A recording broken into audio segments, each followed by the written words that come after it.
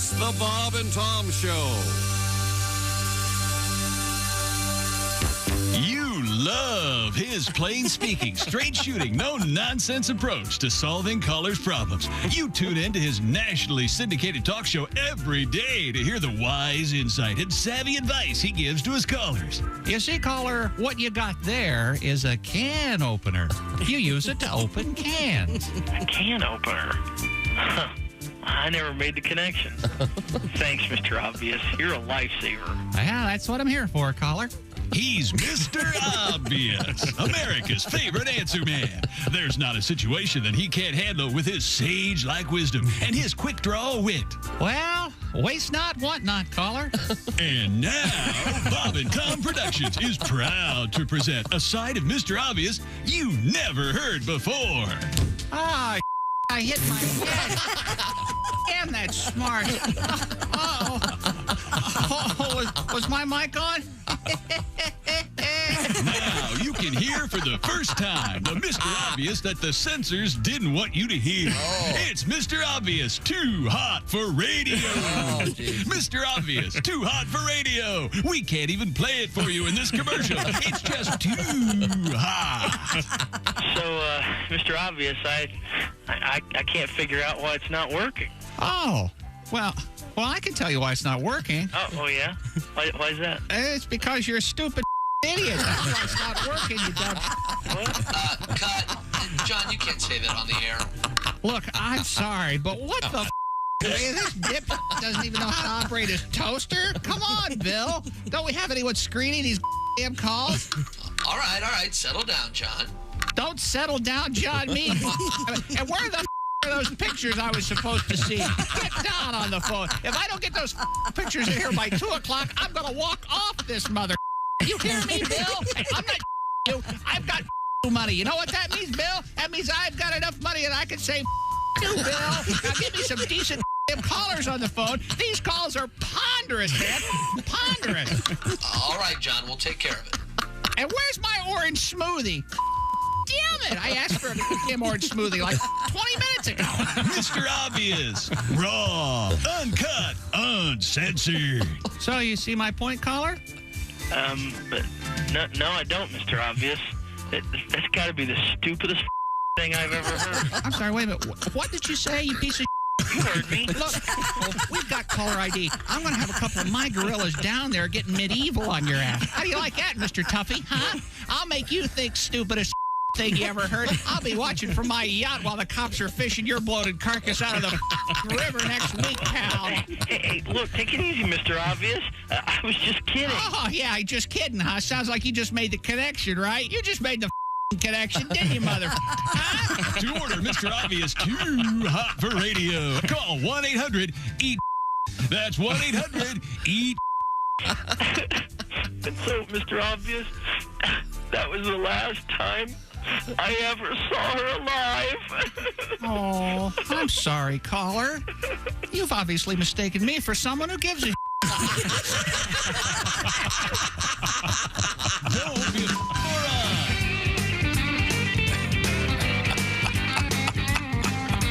We had to cut the last part because Mr. Obvious was cursing again. It was terrible. Hey, how are you?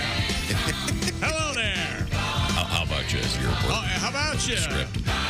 It's the Bob and Tom Show. Christy Lee on an African safari taking pictures of elephants. Jessica Holzman at the news desk. Chick? There's Pat Godwin in the performance room. Hey, chick. There's Josh Arnold. Chick. There's Ace Cosby. Hey. There's Willie Griswold. Chickster. I'm Chick McGee, and here he is, Tom Griswold. And here's fart number 1. And fart number 2. I love these things. And fart number 3. I think 3 is my favorite. Very realistic. All human? Yes, all human. Absolutely. All human, all male, I'm pretty sure. Okay, coming up in the news, actually, Yes. I don't know if anybody spotted this. We have cow flatulence in the news in New Zealand. Good for the planet, I hear. No, and What? there may be a tax on it. Isn't that a big problem? That and pig feces? That's all kinds of stuff, methane, et cetera, et cetera. But they're considering putting a tax on it now. I'm not sure how they're going to precisely levy that. If there's some poor government employee, well, I got good health benefits, but I got to sit in a farm counting cow farts all day. That's coming up in the news. What I thought we would do to start things off, we had to kind of give, is the phrase short shift? What is short shrift? Shrift, I think it is. Short shrift. I don't know what it means. I'm not sure how you say that. To Today in History yesterday. We didn't really give it we were kind of rushed. I forget exactly why. In any event, I thought we would just finish going over some of the stuff. We did learn that on October 10th of 1910, Halsey, which president became the first former president to fly in an airplane? It was Teddy Roosevelt. Theodore Roosevelt, yeah. But he wrote on the outside. Yep. Because that's the way he rolls. Screaming bully. Rough Rider? Yeah, that's a good question. I wonder if it was one of those old, but there's no photograph here. I wonder if it was if it was an old biplane. It says it was a very short flight. We know for sure he wasn't flying above the weather. I can tell you that. Yeah. Let's see now. We covered the fact that SNL premiered in 1975 with George Carlin as the host. That can't be right. Yesterday was Monday. Let's use our heads. Yeah, that was Saturday. Or yesterday was Tuesday. Yeah. Oh, yeah. You know, I mean, sometimes the comedy comes from actual stupidity. He's right. It's not Monday Night Live. Yeah. Come on. Okay. This one you guys poo-pooed, but I thought this was really interesting. We in poo-poo a lot. 1983, the last hand-cranked telephones in the United States went out of service. What year? 83. Oh, my God. So I don't even know what that is. Way later than I would have thought. Do you crank it to power it? No. Right? I thought when you cranked it, it sent the signal down to the operator. Lets them know, hey, and then they connect to you. There were switchboards. And How long would you crank it for? 17 As long as minutes. it takes to get off from the dirty phone call. Is there still an operator? Is it? I think it's. Bad I'm question? sure it's a computer. Or is it just Google now? Yeah, I don't know. I'm not sure that there had to be operators doing something. But my question is this: if you had to crank the phone, is that the origin of the phrase "a crank call"? Oh, I don't know. You ever have a party line? I did. I did too. Is that right? Yeah. I did not. I never had a party line. Yeah, if it was one ring, One ringy dingy. it was us. Never funny. Go ahead. I'm sorry. If it was, but if it was like two short ones, paused, it was ding ding, boom, ding ding. It was Ironsides next door. It's for the neighbors, yeah. Okay, I have a follow-up. This was up in Michigan, in one of the rural areas where the phone service was a little bit. So not in Cleveland, in your home, which is what I meant. No, it was in the summer home. Yes. You ever had phone sex? No, I found the holes in the receiver too small. Nicely played. That's very funny. No, that's not really in my. You don't like it? No, I've never. It's just not something I've never done. You asked me. Can I call you later? What do you? A simple yes or no. Have you experienced this? Long time ago. And this is pre video phone, pre smartphone. No. This is just the audio. Pre iPhone, I can tell you that. Yeah. Okay, so but there was no photograph, no video involved. You called the number and paid? Yes. Gotcha. Yeah. You know how you give them the credit card? And I thought you meant with an actual No. girlfriend. No. This was a third party. Okay, yeah. That's way dirty. Was it fun? Almost like a whore. I tell you why I stopped. It didn't last very long, but I heard the baby crying in the background. Okay, yeah. True story. Yeah. And I go, maybe this isn't for me. Right. Yeah. A baby crying? Yeah. Because she missed her mother, who you were talking to. Who I was talking to on the phone. You know, that doesn't. That mom is working from home. There on the it is. table. Yeah. That's right. Oh, no, I'm not saying anything bad about her. I'm just saying that would No, make it me, totally ruined the. that would make me feel like a horny weirdo. And again, I've mentioned this before when Bob and I were working at the 100,000 watt monster powerhouse that was WJML radio in No one listened to it. Petoskey, Michigan. Well, our coverage, we covered 3/4 of the water in North America. We covered parts of Lake Huron, Lake Michigan, Lake Superior. It was amazing that signal just went cranking out from the top of Boyne Highlands. You were number one in the Great Lakes. Oh, and not, we had not people, but the actual water. our 18 to 34-year-old moose. We had them all, men and women, by the way, adult mooses. But we had, I think I told you this before, we had, and I haven't seen one lately, Ace, remember there was an era in radio, I don't know if you ever saw these, Chick. They had these microphones. They were quite literally the size of footballs. Do you remember these? And they were kind of wrapped in that black foam. They looked like gigantic pills. They were very popular in the early 80s. They were literally the size of a football. What was it? This giant microphone. I don't know. Okay. I haven't seen one in age. I don't think. I think that whatever the technology was that's been passed by. But I had one of those in San Diego, and they raved about it. And I said, "Well, it sounds like crap to me." in any event, and then there was a sort of a traditional phone to the right that had a bunch of blinking lights on it, and it was patched into the system, and you'd press the buttons. Right on top of the phone was a picture of the ugliest woman you've ever seen and a picture of the ugliest man you've ever seen. And it said, "This is who was on the phone." And the idea being, especially for the overnight guy, "Hi, how are you?" Before he invited her to the studio in the middle of the woods, he go, "You're probably talking to..." Did you ever? That makes sense. Did you ever go to a listener's house after they called you on the request? No. Did you do that? You know what stopped me? What? I walked in the house, the baby started crying. I said, maybe this is not for me. Yeah, you got to. You heard the phone ring. It's a dead giveaveaway. Look, you young comedians out there, what I just did was a tremendous callback. I don't know if you guys Very well taking done. notes, but come on. But the whole play Misty for me thing, always scary. And I don't want to tell the story again about our midday guy who is no longer with us, put it that way. His liver as hard as this table? No. It's just hard to have your airway working when it's been slit. Oh, remember that guy? Oh, yeah. Not gunplay, though. No. Knife play. play. Yeah. You said you didn't want to talk about it. I didn't. Yeah. On yesterday's Date in History, I forgot about this. John Bobbitt. Do you remember who this was, Halsey?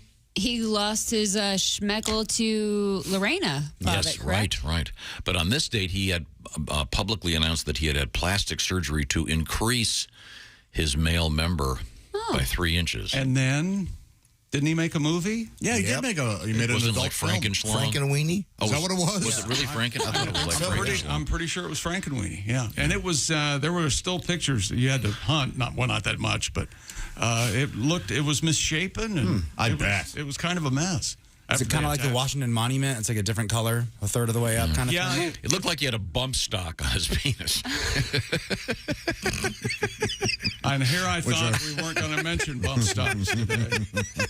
You know, I did too. I didn't think those would come up. On this date yesterday in history, a blind driver set the land speed record.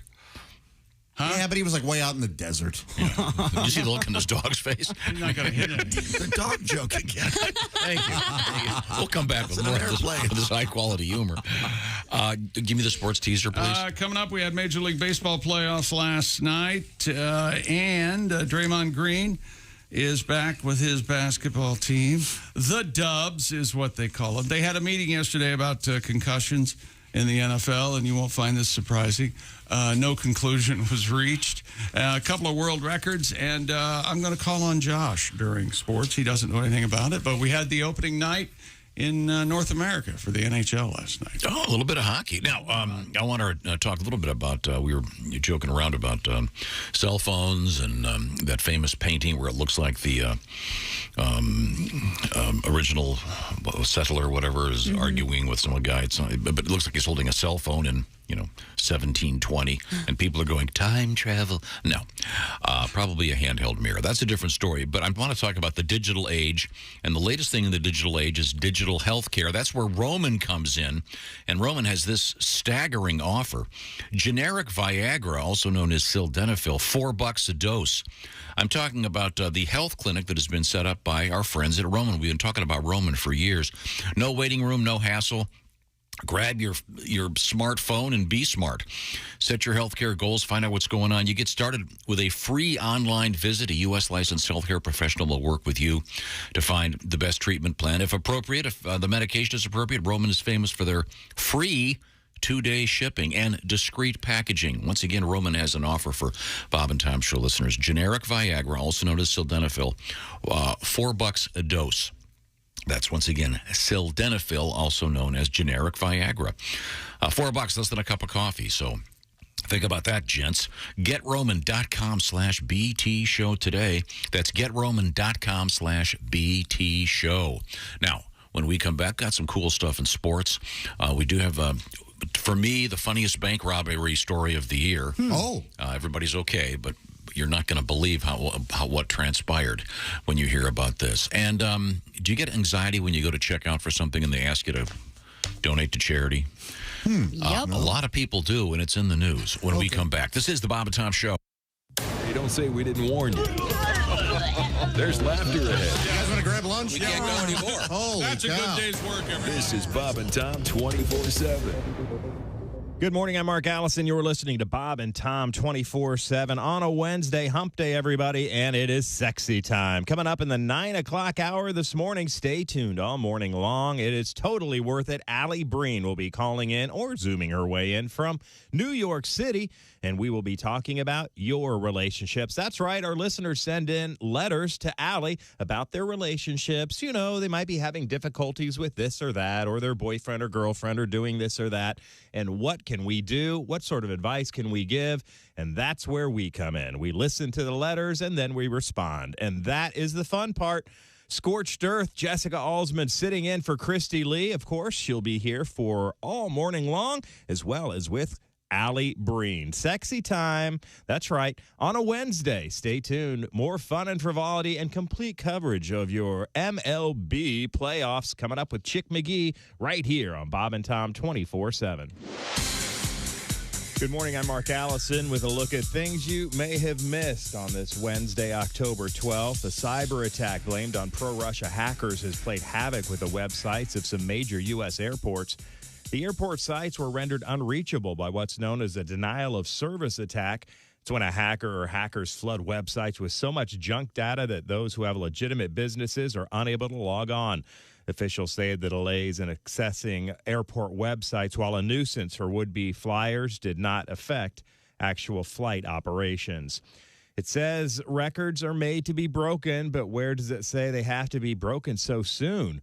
Last week, a grower set a U.S. record for the heaviest pumpkin, but now that record has been squashed by a heavier one.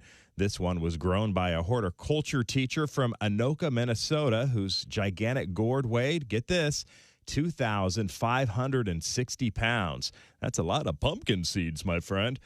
For those keeping track, Travis Geinzer's pumpkin is 6 pounds heavier than the one that set the record last week. Geinzer says growing a pumpkin that heavy in Minnesota is like winning the Tour de France on a big wheel. And that's a look at things you may have missed. More of the Bob and Tom Show coming up.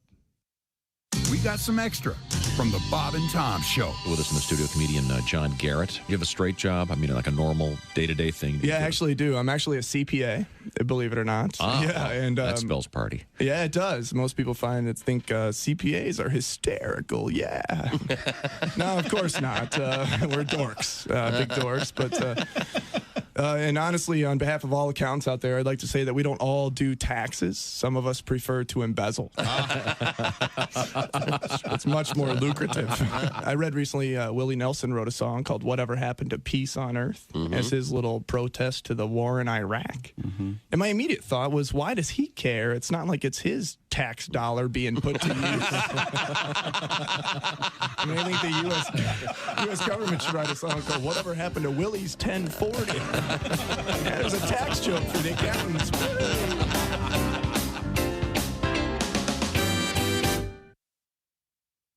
Hey man, it's Donnie Baker, and the fact remains there's nothing better than being a VIP. And I don't mean like his dudes on Pervert Rabbit Xanadu's. I'm talking about a Bob and Tom VIP. Best thing, you'll never miss another minute of the show. I swear to God, you can hear the show here in the morning, and then cause you're a Bob and Tom VIP, you'll get the podcast of the entire show, a 12-month library of podcasts, hundreds of Bob and Tom comedy tapes, and a 60-day video archive of the show.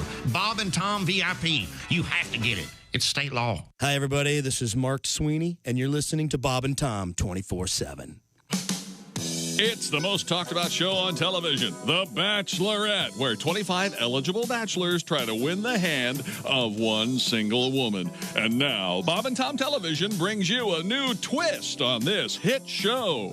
She's 30 and single. She's... What the hell do you mean by that? Oh, nothing. Meet Linda Jackson. Now, here come the fellas. Say hello to Todd Williams. Hi, Linda. I'm really pleased to... Yeah. Next. And here's our next eligible guy. Say hello to... Hold it. Are you really going to say each time, say hello to Dick Ding Dong or whatever? Jesus. Okay. Here he is, Jerry Peterson. Hello, Linda. I can't tell you how happy I am to finally meet you. Right. What do you do, Jerry? Well, I own my own consulting business and... consulting, eh? And when did you lose your Amway dealership, Jerry? Huh? Sheesh, what a bitch. She's the Bitchlerette. She's single, pissed off, and is looking for money. Lots of money. Hi, I'm Linda. I'm Phil. Yeah. Did you forget something? No, I don't think so. Any gift? Gift? I didn't know that we were... Bye-bye, loser. Wow! Tune in to Bob and Tom TV and see why she's called the Bitchlerette. She's on the prowl, and she's got... Shut your hole and bring on the rich numbnuts. On Bob and Tom TV. Well, there you go. There's a show I'd watch. Yeah. You're listening to Bob and Tom 24/7. You're so weird. You have no idea. Essential Morning Radio. This is Bob and Tom 24/7. In a few minutes.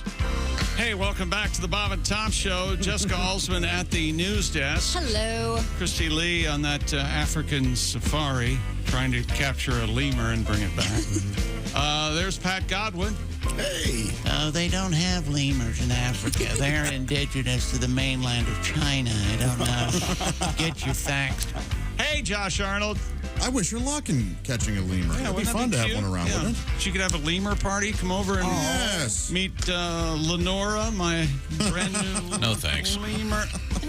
Why not? Lemurs are cute. Get a dog, okay? How about a meerkat? No. All right. Oh, they're cute. Marty the meerkat. There's Ace Cosby. Let's talk some football. He's manning the track phone hotline, hot phone. Who knows? There's Willie Griswold. Can we get Marty the meerkat a little ball cap? Absolutely. Ace just watched his good game. Raiders game finally. Don't care.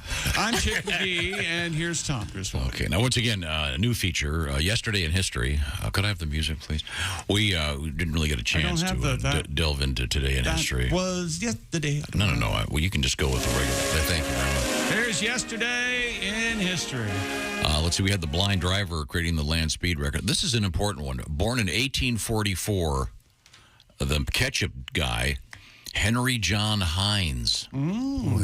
I'm surprised they didn't do kind of revisionist history on this guy and have him born in 1857. Oh, yeah. You know, kind of more on brand. But who knew he'd been around for that long? He hated hunting. Yeah, sure. Didn't want to go on any hunts. Right, no, not like that. I'm a loyal Heinz ketchup guy. I don't know about anybody else. Sure. But, anyone? I remember Ace, you ever use the off-brand ketchup? In a pinch, you go Red Gold. I like Red Gold at Heinz. Are we doing our new segment, Lies on the Radio? Because you don't have Heinz at home. You have like weird organic ketchup. Yeah. It's like a knight's name. Yeah, you got that King. No sugar in it. That's what makes ketchup. I have the, what is it, 57? It's some Chicago Sir Kensington, ketchup. I think it is. Oh, Sir Kensington, that's very good. That's not really ketchup, though, isn't it? That's kind of like it's ketchup. Okay, well, organic, sugar-free. I'm not sure when Sir Kensington was born. This is today in history. $30 a Do bottle. not- Overpriced. Don't disagree with Ace. It's a dead end, baby. Okay. All righty. Let's see. That's pretty much it. Born in 1946, the great singer Daryl Hall of Hall and Oates fame. So this is Love that why guy. you felt compelled to do yesterday in history today. No, because we just didn't get to it really yesterday. But this next one you'll like. Born in 1953, Chick McGee, you know who this guy is? David Morse. Oh, yeah, How to Succeed. You'd know him from How to Succeed in Business Without Really No. Trying or something like that? Not Robert Morse, David Morse. Oh, David from Morse. NYPD Blue. No, he's in. Wasn't he- in wasn't St. he- Elsewhere. He was. That's right. He was Hack. He was the cab driver who helped people. That was my favorite CBS show for a long time. How long did that last? Not very. long, Yeah, not long enough. because I remember you talking. I remember you talking about it. It was. Oh yeah, it was bad TV. So Ace knows all about it. I couldn't get over it. CBS. It was like The Equalizer, only he was a cab driver. Yeah. And he'd go, okay, where are you going? I don't know. What's the problem? You okay? And then Next thing you know. next thing you know, he's... Guy can't mind his own business. Pretty much all these shows, they always end up solving crime. Hack. Yeah. And he was in The Green Mile and on St. Elsewhere. I think he's good. He is a good actor. Yeah. Well, speaking of solving crime, some sad news from Hollywood. A woman who solved many, many crimes over many, many years, Angela Lansbury, has died. It was quite a shock. Was that Cabot's Cove? Yeah. All those murders took place? I missed it. Yeah, after a while, it would seem One to be tiny town. and there was always one of her 37 friends, murders. or there was always some. Boy, you don't want to really hang out with her. Next thing you know, you or one of your relatives has just been murdered. Richie Cunningham's dad retired at Cabot Code, and he became the sheriff. Well, that's right. Yeah. Tom Bosley? Yep. He was the sheriff. Okay. Well, Well, then he was at Father Dowling Mysteries as well. He solved crimes. A priest. yeah. He was. Well, in some cases, didn't have to go far. Well, in that Check show, out his own church. you go in for confession, and he goes, "What seems to be the problem?" And the next thing you know, He tricks you. Yeah. Oh, yeah. He was terrible. Have you ever seen Manchurian Candidate, the Oh, original sure. with Frank Absolutely. Sinatra? Wonder. Angela Lansbury's in that. Chilling. She played Lawrence Harvey's mother, and I guess she was only like 2 or 3 years older than Lawrence Harvey.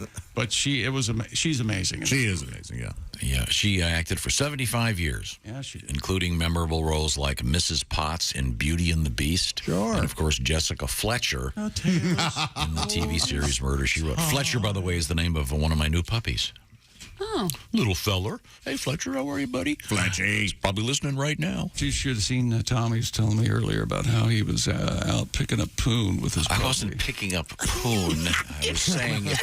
I was saying He said nothing will get the poon You talking said, to you you like said a the same puppy. thing to me, too. I did You gotta not. get I yourself a said, dog. I said if you carry around a puppy, everyone walks up to you. Swimming in it. Looking for that coos. Poon in yoga pants. Well, Angela Lansbury's new movie it's a new TV series, Obituary, She Wrote. I'm sorry. Too soon? Wasn't she? She was a couple days short of being 97. Wasn't she in a marriage of convenience with Rex Harrison or something? No kidding. I want to start that rumor. I have no idea. That didn't happen. Okay. So in any event, Why can't a woman be more like a man? With a wiener. I mean, it's interesting that all these sort of older actors end up in these sort of bad cop shows. Yeah. Andy Griffith became. Those were so popular, man. Let's not discount the fact. Yeah, Matlock's beloved. fun. My mom, I grew up on it because my mom was always watching Murder, She Wrote or Matlock or Columbo and I love Columbo. Perry Mason and all that stuff. All those fantastic cop shows. Okay, all right. Formulaic, yes. Sure. Bad, I mean, wouldn't it be great if you're watching? Well, it's the second episode of Murder, She Wrote. I wonder what'll happen this week. Well, she seems to be walking into the walking into the shop, and then all of a sudden you hear she gets shot dead.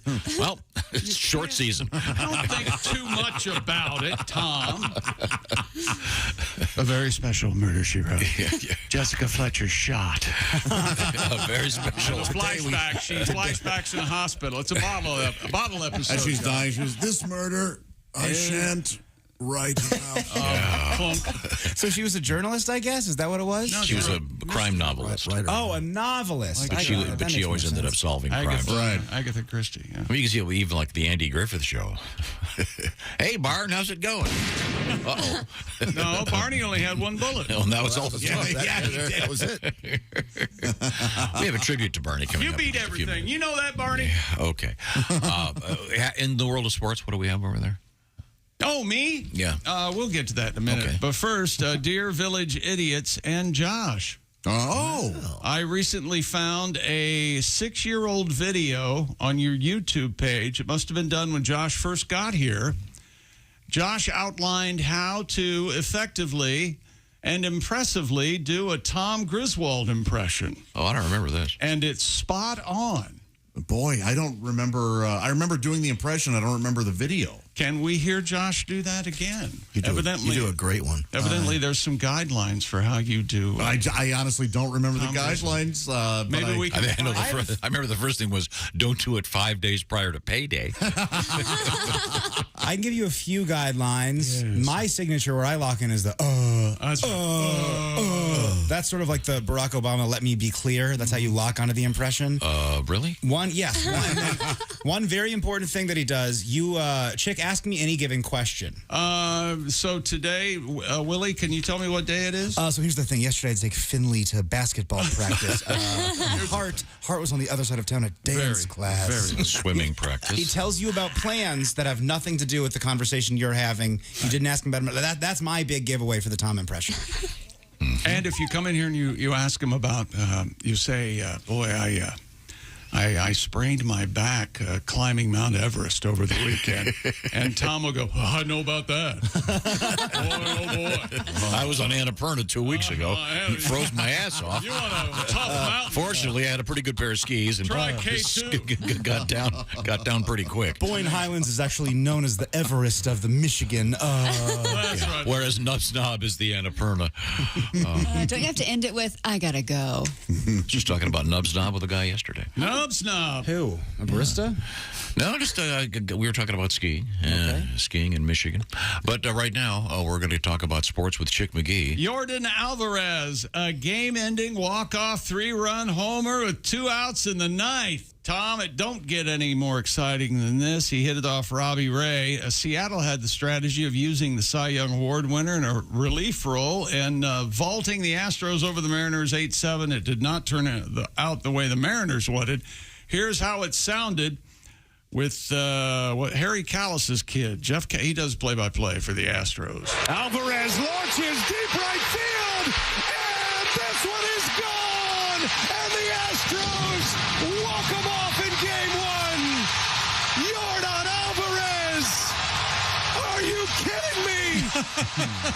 Well, you can barely hear the trash can lids being banged. Yeah, that's right. Yeah, he knew exactly what pitch was coming because the Astros are the only team that cheats. Boy, with a Harry Callis. Harry Callis is his son. Just name your kid I Masturbate. Harry Callis. Harry Callis. Never thought of that. They had signs up in the crowd that says Air Jordan. Instead of Jordan, Tom, you get the... You're not even paying attention to any word I just said. I heard what you were just saying, Harry Jordan or something. Meanwhile, in Los Angeles, this isn't any playoff baseball. It's Los Angeles. L.A. baseball. L.A.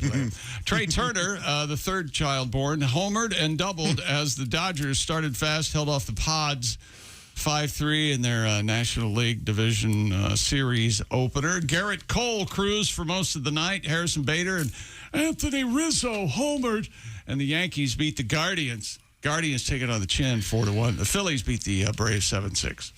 Thank you very much, That's Chick. your playoff baseball. Since we were talking a little bit about the Andy Griffith Show, I thought we would feature this with comedian Craig Shoemaker. I used to do celebrities smoking pot, and the way it was written was I was back in my fort when I was in high school, and they would pass it to me, and I would do like, do one for us. You have to now. I didn't. Oh, God, I have to remember this bit. This is celebrity smoking pot. It was written in like the 70s, so it was like Jimmy Carter. Yeah, that's damn good reefer.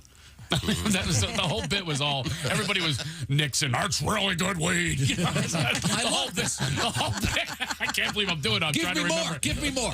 Here you go, Curly. Why, certainly.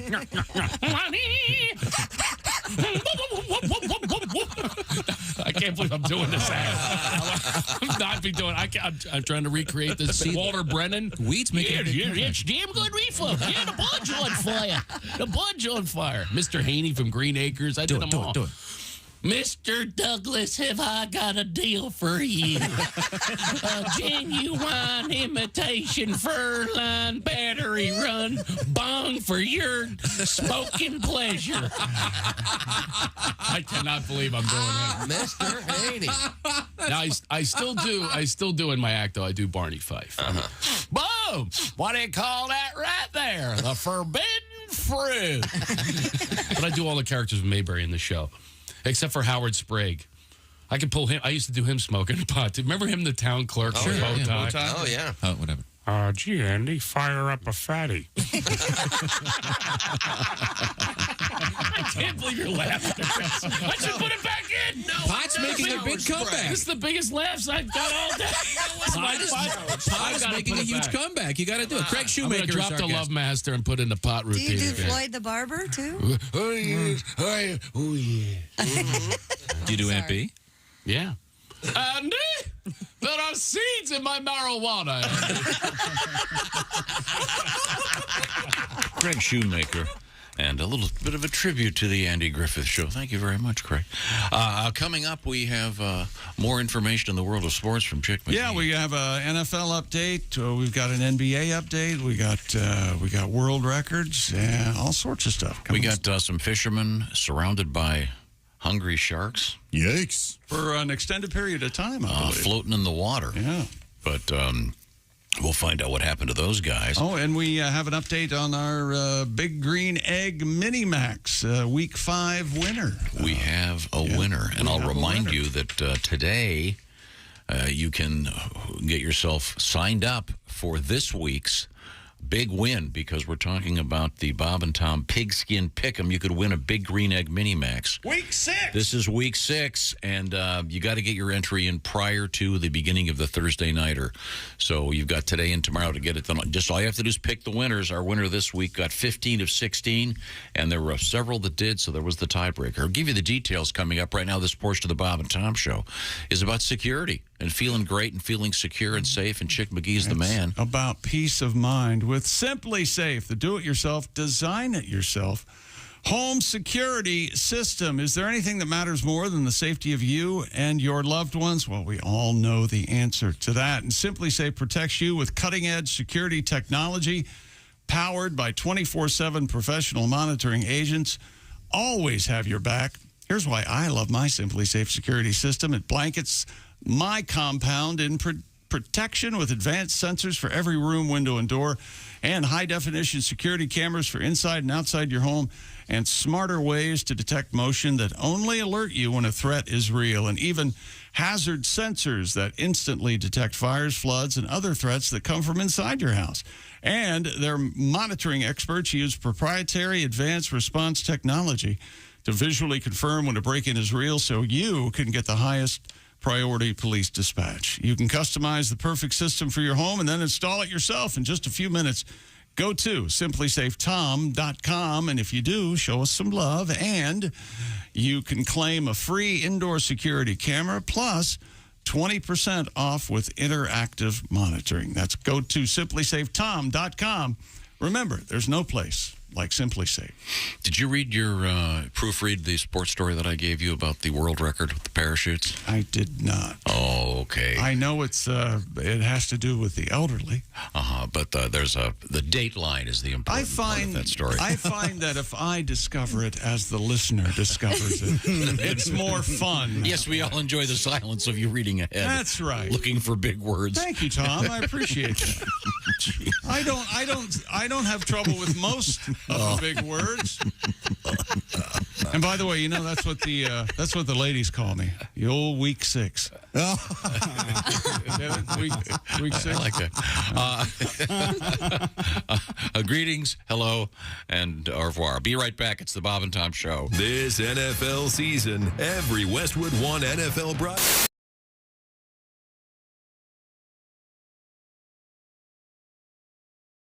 Hey, it's Josh, and of course... Hi, Chick McGee, everybody. Your chance to win a Mini-Max Big Green Egg for Bob and Tom and Big Green Egg. Each week, someone will win a Mini-Max Big Green Egg. It's the Bob and Tom Show Pigskin Pick'em, powered by the Big Green Egg. Go to bobandtom.com/contest on the computer. And is that where you go? Are we eligible?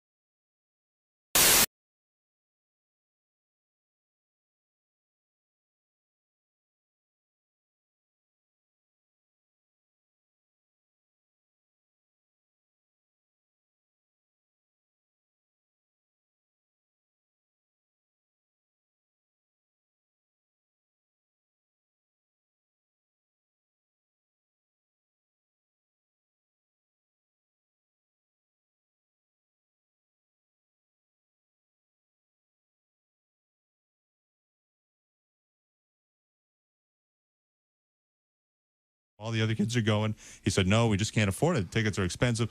He ended up taking us to this Bob Circus. It was actually called, no, this is true. Bob Circus. Yeah, and it was in a mall parking lot. And what a difference. I remember the guy yelling, and now huge midgets. What the hell is that? Oh, yeah, there was just one after another. The bearded man. I think they actually had the talking mute. Hi! Man, what the hell is this? How does he do it? He's amazing. He's a mute, yet he speaks.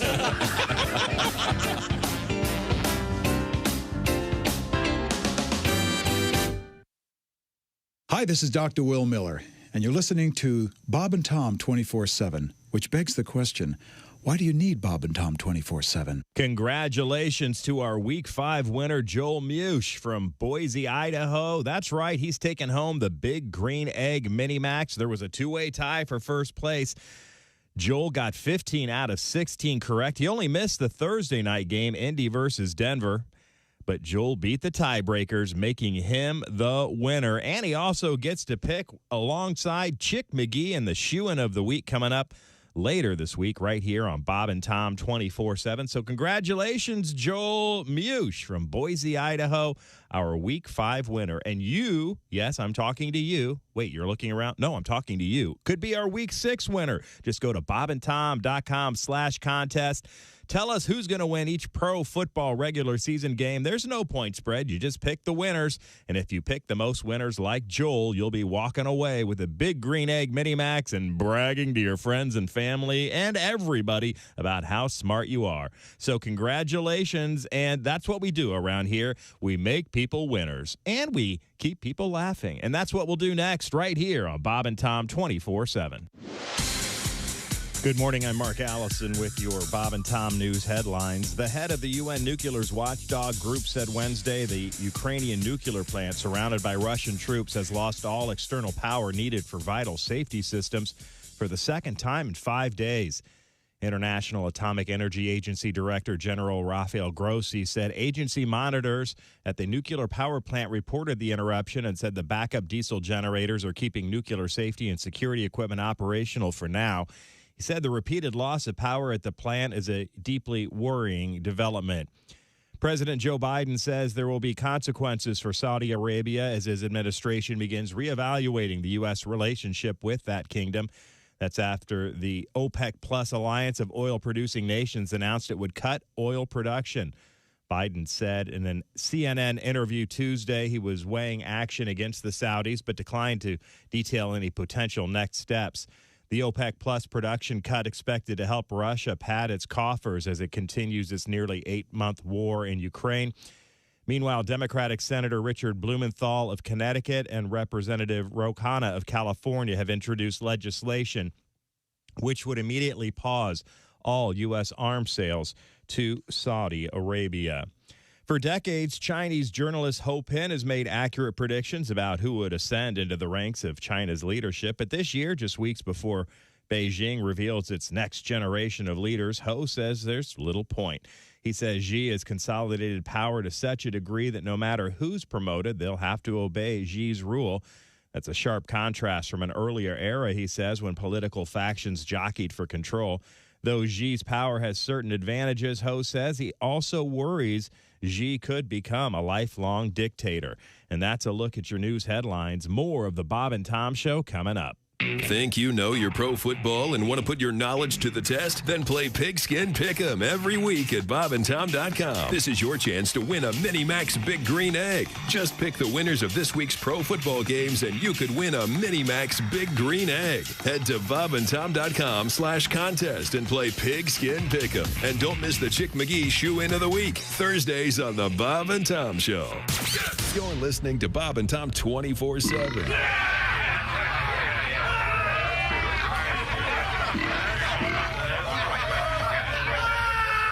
Essential Morning Radio. This is Bob and Tom 24/7. 24/7. 24/7. How many times have you been auditioning for like a civic theater production or a Broadway musical or a church show or a school show or something like that? And you had a great audition, you sang a song, maybe you told a joke or two, and then the director comes up to you and says, Great audition, kid, and your resume looks good, but do you know any pig Latin? You'll never be caught in this position again if you enroll now in Haji's Academy of Theatrical Arts and Pig Latin. At Haji Academy of Theatrical Arts and Pig Latin, you'll learn to act your way through some of the world's greatest theatrical masterpieces, and you'll do them entirely in Pig Latin. Things like Death of a Salesman. At ye, ime ad day. Oh, nay. Umbe. Oh, nay. Umbe. Old reruns of Hogan's Heroes. Ink clay. Oh, yay, idiot, yay. Oh, yay, ice ray. This weekend details soon. Hey, welcome back to the Bob and Tom Show. Christy Lee on vacation. There's Jessica Holzman at the news desk. Good morning. There's Pat Godwin. He's in the performance room. Hello, Chick. Hi. There's Josh Arnold at the sidekick chair. Hey, Chick. Hey, man. There's Ace Cosby manning the track phone hotline in that swell Raiders cap. Beautiful hat. There's Willie Griswold. Good morning. I have another hat for you, actually. I forgot to bring it in. Oh. I'm Chick McGee, and here's Tom. Now, Ace, you finally watched your team, the Raiders. Yep. What did you think about that? The call. It was 3/4 of a good game, but okay, all right. You're not upset about that one particular penalty that has rocked the sports talk world? Didn't hurt the Raiders. Well, I know, but a terrible call is a terrible call. I was just curious if there was I did see the knockdown after the game of the camera guy. Oh, yeah. What are your thoughts on that? Okay. Devontae Adams is who we're talking the guys about. think I was being a dick. Well, I heard a couple guys on the... Comedically, we should have left it right there. I tried. I know. I heard a couple guys on panels saying, hey, the guy got in the way. He shouldn't have been there. It was after the heat of a hot game. That's really hot. After the heat of a hot game. That sounds like Heat of a hot game. Sounds like a Van Halen lyric. So anyway, Devontae, 124 yards, 3 catches, 2 touchdowns in that loss. Adams issued an apology on Twitter after he knocked over the cameraman. It went something like hardly this. an apology. Sorry to the guy I pushed over after the game. Obviously very frustrated at the way the game ended, and when he ran in front of me. Yeah. Once again, if you're going to lie, don't lie about a person holding a camera. He says he ran in front of him as I exited. My reaction was to push him over. I felt horrible immediately. That's not me. My apologies. ... Man, I hope you see this. Apologies in the form of cash would be the way to go. Dude, yeah. I'd go ahead. Now, wasn't there an update on the... that cameraman has filed charges with the police department. I mean, it's kind of, isn't it Being kind of shoved. important? They sort of have to. Is that the deal? In the name of the press, that kind of thing. I know you have to if you have a car wreck. You have to do that. You have to. But I mean, I think the point is, if no one covered the NFL, no one would watch it. And it's very important that they're allowed to be there covering the events. I don't like the shots of the losing guy, though. I've never liked that. I don't either. You should show the guy that's winning. But it happens. And, I don't like any of that. I mean, just think, if this was in Saudi Arabia, the guy would have been cut into pieces and put in a suitcase. He's a journalist. Yeah, he certainly What is your attraction to that? I just think mentioning it's, it. A lot of NFL fans We need to over build there. nuclear power plants and also tell the Saudis they can cram it. The gentleman who was tackled after he ran out on the field for fairness to animals or whatever it was. That was in San Francisco? Yeah. Anyway, Bobby Wagner tackled that guy. Oh, I think it was in L.A. It was the Rams and the Cowboys. I think that it was in San Francisco, I think. Was it? Oh, no, you're thinking of it. Yeah, it was. The Bobby Wagner incident. He's the gentleman who was tackled, who plays for the Rams. He's saying he has a concussion. And he was a protester on the field, right? Yes, safety for animals. Okay, so everybody should own 6 animals or something. I don't know what his beef was. What a bold move. What his beef was? I think his beef. Hey, what's Peter's beef? What's your beef, dude? Very funny. That's pretty good. It's very clever. Subtle. I don't think anybody picked it up. That's why I went back to it. So we didn't do it on purpose. Okay. You mean that was not you didn't do that on purpose? Seriously? He's just that funny. Wow, that's good. I can't. Funny oozing out of his DNA right there. From the NBA, Draymond Green has been fined but will not be suspended by the Golden State Warriors, as he should not be, for that punch to the face of teammate Jordan Poole last week. Coach Steve Kerr, who I haven't seen it, but I'm almost sure Steve Kerr got punched that hard at least by Michael Jordan at least one time during practice. He said after a preseason win against Portland that Draymond would return to practice tomorrow, then play for the defending NBA champions against the Nuggets Friday night, and again in their season opener Tuesday against the Lakers. So there you go. This kind of thing happens all the time, Tom. Okay, and the protester was NBA, that was during the San Francisco Rams game. San Francisco versus the Rams. The NFL protester. There you go. Okay. Tackled by. This says Bobby Wagner. This says leveled. The Associated Press description. He was leveled by Los Angeles linebacker Bobby Wagner. And according to reports, the NFL did not give officials a directive to emphasize roughing the passer penalties following Dolphins quarterback Tua Tagovailoa's concussion, but the topic will be discussed next week when NFL owners meet in New York. The person spoke on condition of anonymity because the conversations are internal. The person said the league is not planning to make any rule changes amid outrage over 2 disputed calls in Week 5. Roughing the passer penalties are down 45% from this point last year. Through Week 5 in 2021, 51 were called. Only 28 have been called this season. And if you're wondering, I did that research myself. Oh, very good. Well done. How about a song from Pat? What do you think? Hey, how about that? Hey, That's great. Pat, what have you been working on in that room? You got anything? You want something for Halloween? Sure. All right, here we go. Do-do-do-do. Do-do-do-do. Went to a Halloween party where I didn't know a soul. There were hot mole-faced witches and shapely long-haired trolls. When I got to the Halloween party, everybody's in a mask. A cat lady kissed my cheek and her French maid pinched my ass. Well, it's an all-nighter now, the drunkest you've ever seen. You might be a lost cause if you can't get laid on Halloween. Dracula's in the back room with a nun going down for the count. 2 gals in a horse suit are looking for a cowboy to mount. And hanging in the kitchen, fresh out of ICU, was a caregiver on a mission to kiss a guy or two. Well, it's an all-nighter now. Everybody's drunk and carefree. I took home a sexy nurse and woke up with an orderly named Kevin. Do-do-do. Do-do-do-do. So if you're going to a Halloween party and you're chatting up a cute little elf, that could be Billy Barty. So go home and pleasure yourself. Do-do-do-do. Everybody now. Boo, boo, boo, boo. Do-do-do. Josh will scat now and make the song funny. Rap-a-deedle-doo. Godwin's heavy lifting.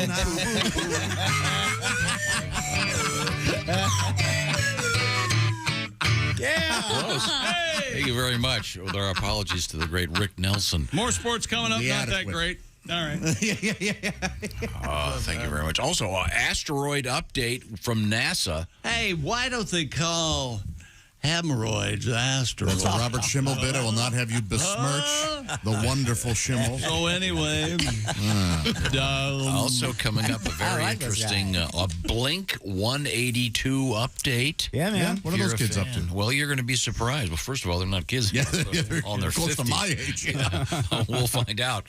This is the Bob and Tom Show. Text us at 888-262-8661. More Bob and Tom next. State law.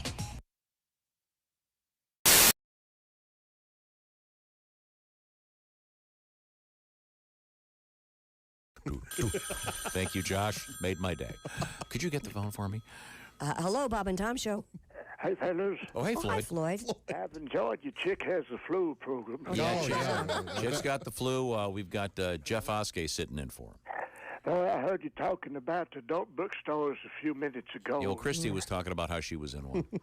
You know, as a lifetime member of the Lions Den, yes, I've been through my fair share of adult bookstores. The hardest part is trying to get my rascal back through them thin hallways.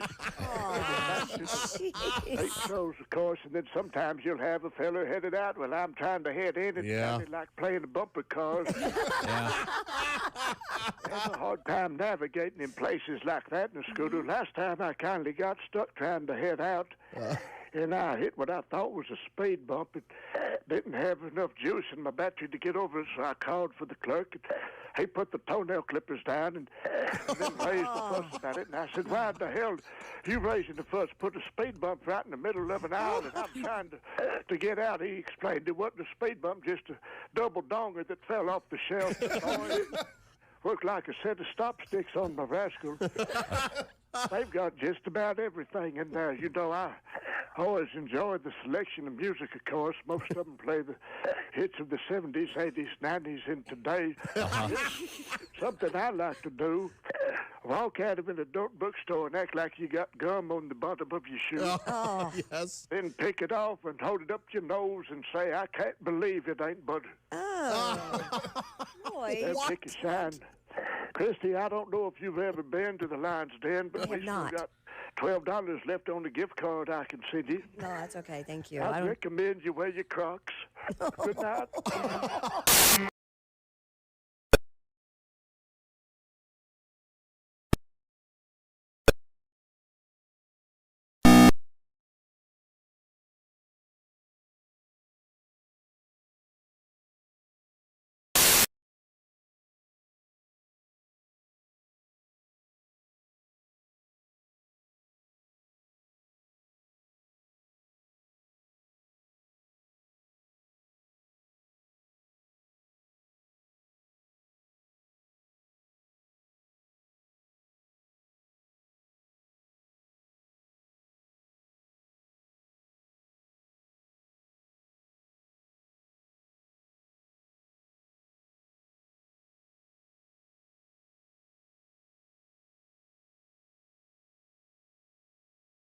We have fun around here, don't we? And you can win. Just go to bobandtom.com/contest. Week 6 getting underway Thursday night, so you got all day today and tomorrow to get your picks in, but make sure you get them in because you never know.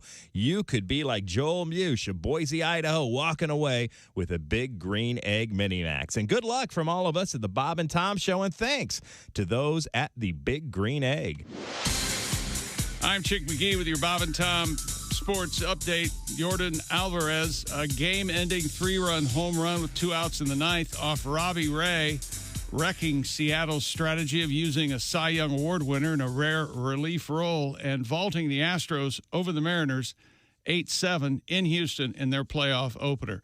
Trey Turner, a home run and a double. Dodgers started fast and held off the Padres 5-3 in that game one. Garrett Cole cruised for most of the night. Harrison Bader and Anthony Rizzo homered. The Yankees beat the Guardians 4-1 in New York. And the Phillies take game one in Atlanta, beating the Braves 7-6. In the NBA, Draymond Green has been fined but will not be suspended by the Warriors for that violent punch to the face of teammate Jordan Poole last week. Coach Steve Kerr said after a preseason win against Portland that Green would return to practice today, then play for the defending NBA champions against the Nuggets on Friday night. And again, he'll play in the season opener Tuesday against the Lakers. And opening night in the National Hockey League in North America, the Rangers beat Tampa Bay 3-1 and Vegas over the Kings 4-3. I'm Chick McGee, and that's your Bob and Tom Sports Update. Bob and Tom, 24/7. Oh, yeah. Frigamall Broadcasting presents another Bob and Tom Olympic moment in history.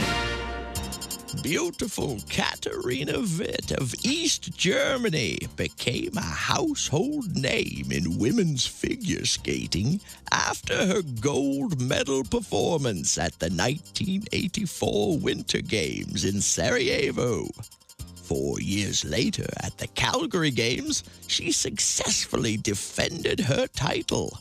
Then, 10 years after that, in 1998, she posed naked in Playboy magazine, a move which critics said severely tarnished her image and marketability. Men throughout the world were outraged.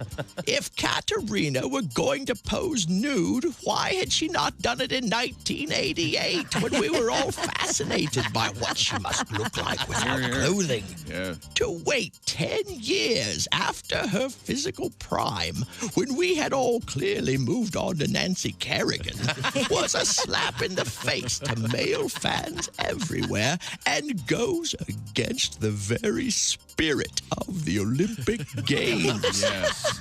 Hello, Michelle Kwan, are you listening? It has been another Bob and Tom Olympic moment in history. Bob and Tom, well-meaning, but yeah, they're all messed up. More than slightly confused. I actually have a sexual fantasy associated with the earthquake. Go. Well, that woke chick up. In my fantasy, I'm making love to this woman. Yeah. And then all of a sudden, she feels the earth move beneath her. Ah, yes. And then she rolls over on top of me and shields me from debris. Safety first, everybody. Safety first. Good morning, sunshine. Bob and Tom 24/7. 24/7. 24/7. 24/7. Hey, welcome back to the Bob and Tom Show. Jessica Alsman at the news desk. Hello. Christy Lee is out there. So what? Somewhere. Wait. She's having a blast. So what? There's Pat Godwin.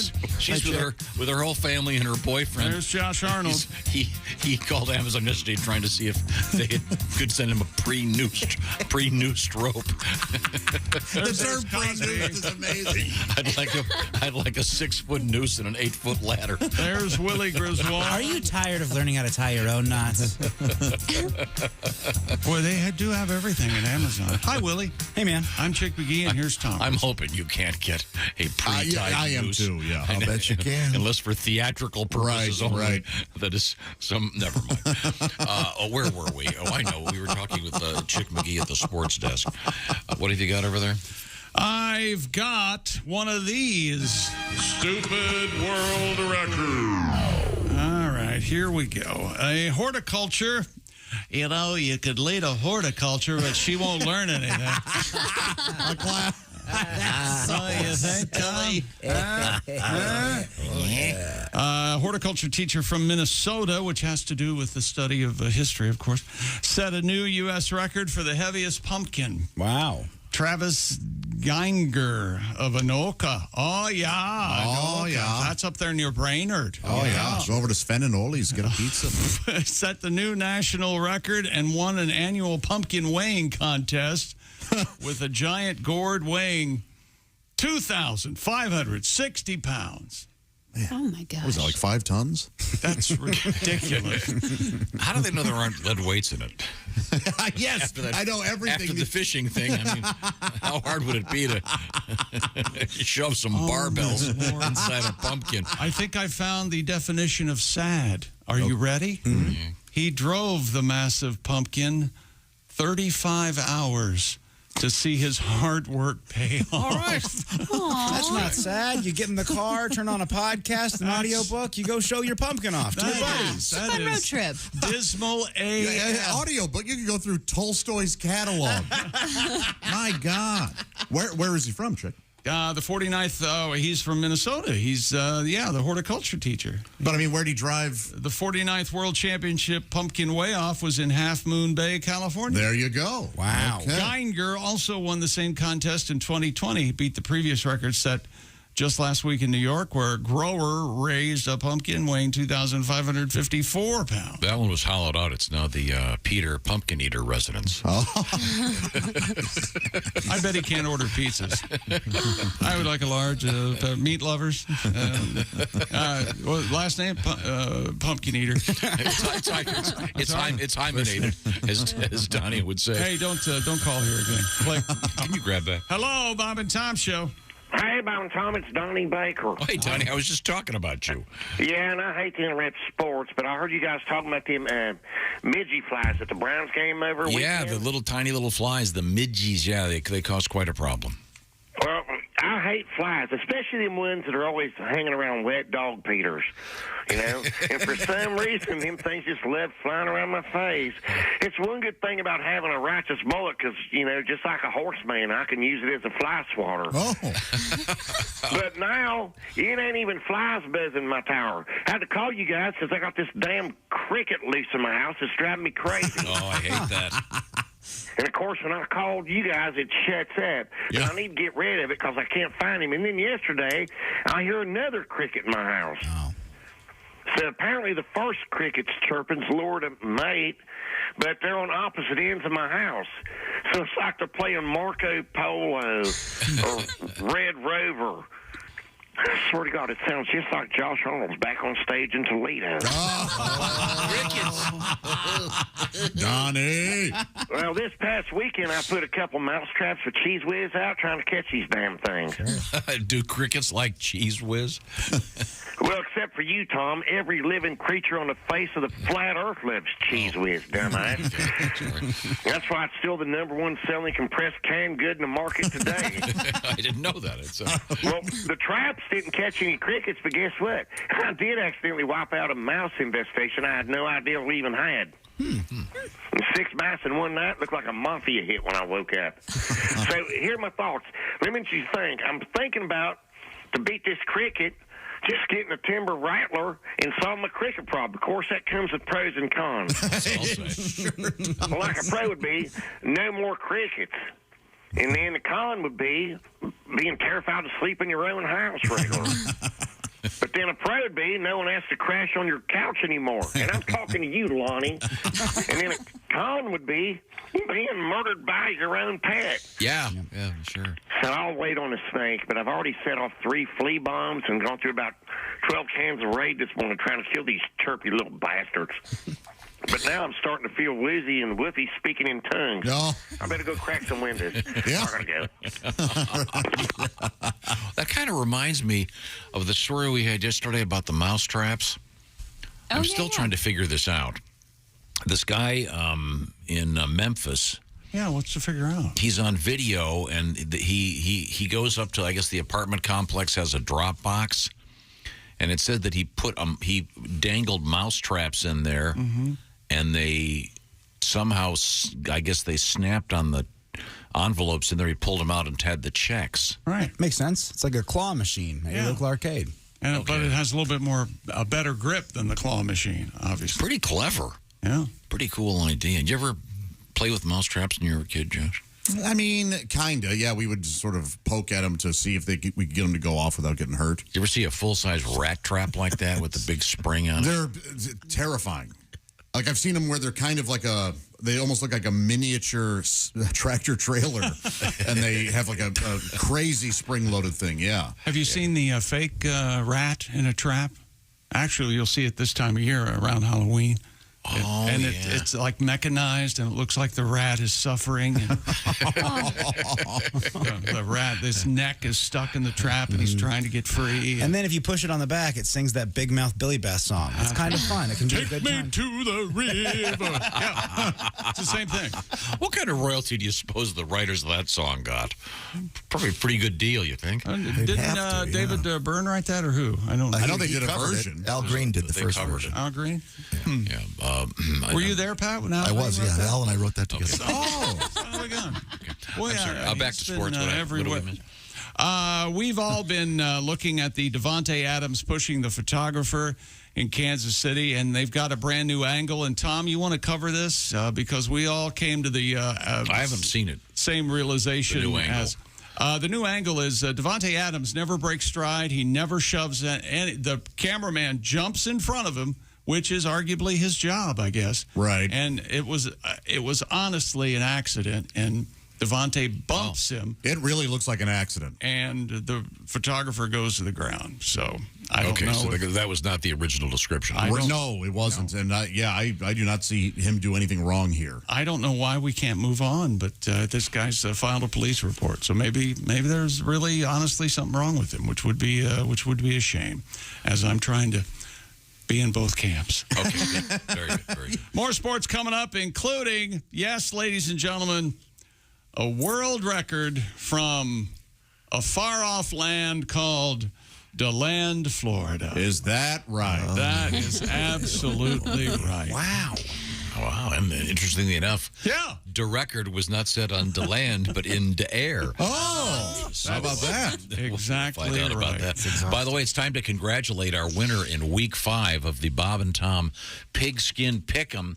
It's Joel Mush from Boise, Idaho. That's what the sound it makes when you crush a cat. A mush? Hey, cat. You could have gone with peach, or and what do you call squeezing a cow's udder? What do you call crushing a cat? I don't want to hear your stupid explanation. A good start. Good start. Oh, that is now we're going to get.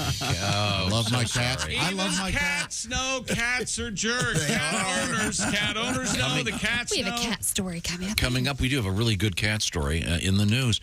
In any event, Joel Mush from Boise, Idaho, won the beautiful Big Green Egg Mini Max Week 5. He's going to be talking to us tomorrow. During the shoe-in of the week. By the way, Week 6 up and running, so go to bobandtom.com/contest.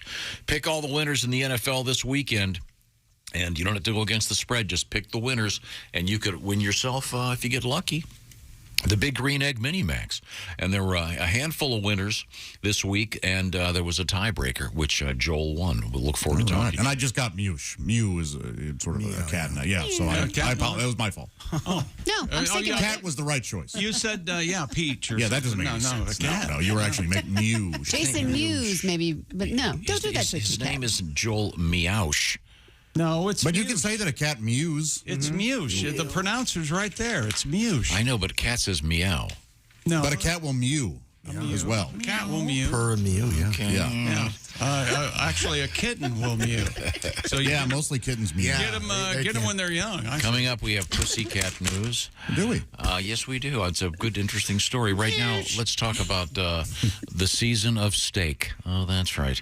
I'm declaring this the season of steaks. Thank you, Omaha Steaks. Maybe you want to do something very special for a tailgating outing. If only we had an expert on outdoor cooking. Josh Arnold's over there, our tailgate expert. Josh, what's happening? Well, tailgating season is here, and gifts for everybody can abound this fall with wonderful deals at Omaha Steaks. Lonnie writes in, he says he just ordered his first Omaha Steaks package for his mother's birthday. He says with that promo code, he got a nice $30 off. Well, what's the promo code, Josh? I'll get to it. Oh! Omaha Steaks has all the mouth-watering assortments you could ever want. Perfectly aged steaks, ultra-juicy burgers, easy-to-prepare comfort meals, ready in a flash. Boy, when it comes to comfort meals, I sure love that Meat Lovers lasagna. And otherwise, I always load up on those Jumbo Franks. Don't you dare call them hot dogs. They are far superior to the average Frankfurter. Remember, every steak, every entree backed by Omaha Steaks' unconditional 100% money-back guarantee. Right now, take advantage of 50% off site-wide by shopping their semi-annual sale. It's on right now. And with 50% off delicious customer favorites when you use promo code, here it is, BTS. At checkout. Don't try to put it in first. Use it when you check out. Take an additional $30 off your order like Lonnie did. Don't wait. Go to omahasteaks.com, enter BTS at checkout, stock up on fall flavor today. I tell you what, they have one of those fall treats, apple caramel crisps. They're tartlets. Oof. They crisp up so well in the oven. A little dollop of ice cream. My gosh, you've got it made. Don't forget, use promo code BTS at checkout to get an extra $30 off your order. Omaha Steaks isn't just steak. It's the best steak of your life. Guaranteed. That's omahasteaks.com. Keyword BTS at checkout. Minimum order may be required, but that's not going to be a problem. You're going to want it all. Thank you very much, Josh. Coming up in the news, we have a great bank robbery story. Nobody got hurt. Also, a cool NASA update and cow flatulence in the news, and a new record in the air from DeLand. This is the Bob and Tom Show. Hi, this is Bob and Tom.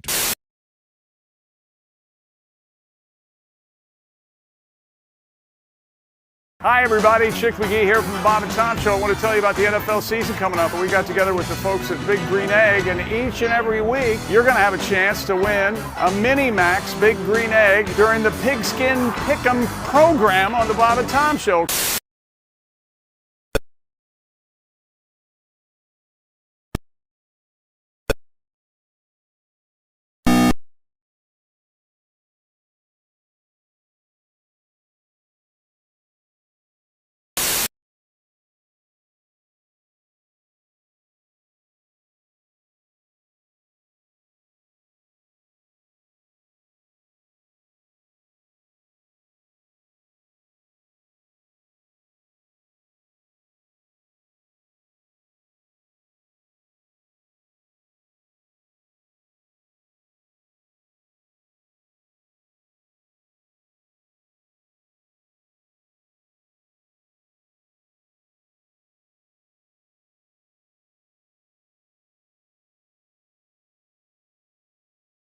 Died Tuesday at her home in Los Angeles, according to a statement from her 3 children.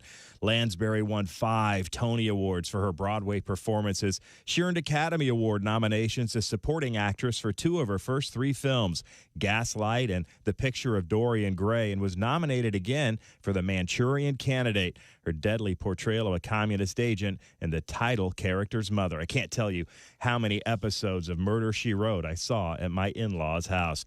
As a traditional in the fall, NBC's Sunday night football telecast dominated the weekly television rankings. In this case, a game between Cincinnati and the Baltimore Ravens. Pro football programming held down the top 5 places in the Nielsen Company's list. Is it any wonder America is consumed by the National Football League? CBS telecast of the Texas A&M Alabama game and college football Saturday night also ranked high. CBS's venerable news magazine 60 Minutes, the most popular non-football program. Top television rankings otherwise dominated by the procedural dramas, the ones that Ace Cosby likes to watch, particularly CBS's FBI series and NBC's Chicago series of shows on Wednesday night. CBS's Friday dramas Blue Bloods and Fire Country had their season debuts last week. And that's a quick look at your entertainment news. More of the Bob and Tom Show on the way. We got some extra from the Bob and Tom Show. Are you a computer geek? No. I see, I didn't grow up with computers. That's why children have the advantage. They slip out the womb. They're born with a password. Oh, yeah. You know, you look at the ultrasound, you see the sex of the child whose internet provider is going to be. So you're an email guy then? Oh, no. Well, I check my email. I never get real emails. They're all junk. I got a junk box, and the junk box is like, look, we don't even have time to sort out this stuff. And it's all burn DVDs, lose weight, consolidate debt, and then be like, young teen sluts, whores, triple X. Thousands of it. And then I got a weird one in the middle that says, do you need a birdhouse? And I actually got that. And I'm like, who's the birdhouse guy? And then every day I get this email, Jim, do you want to enlarge your penis? Yep. And how did I get on the small Willy email list? That is the real problem.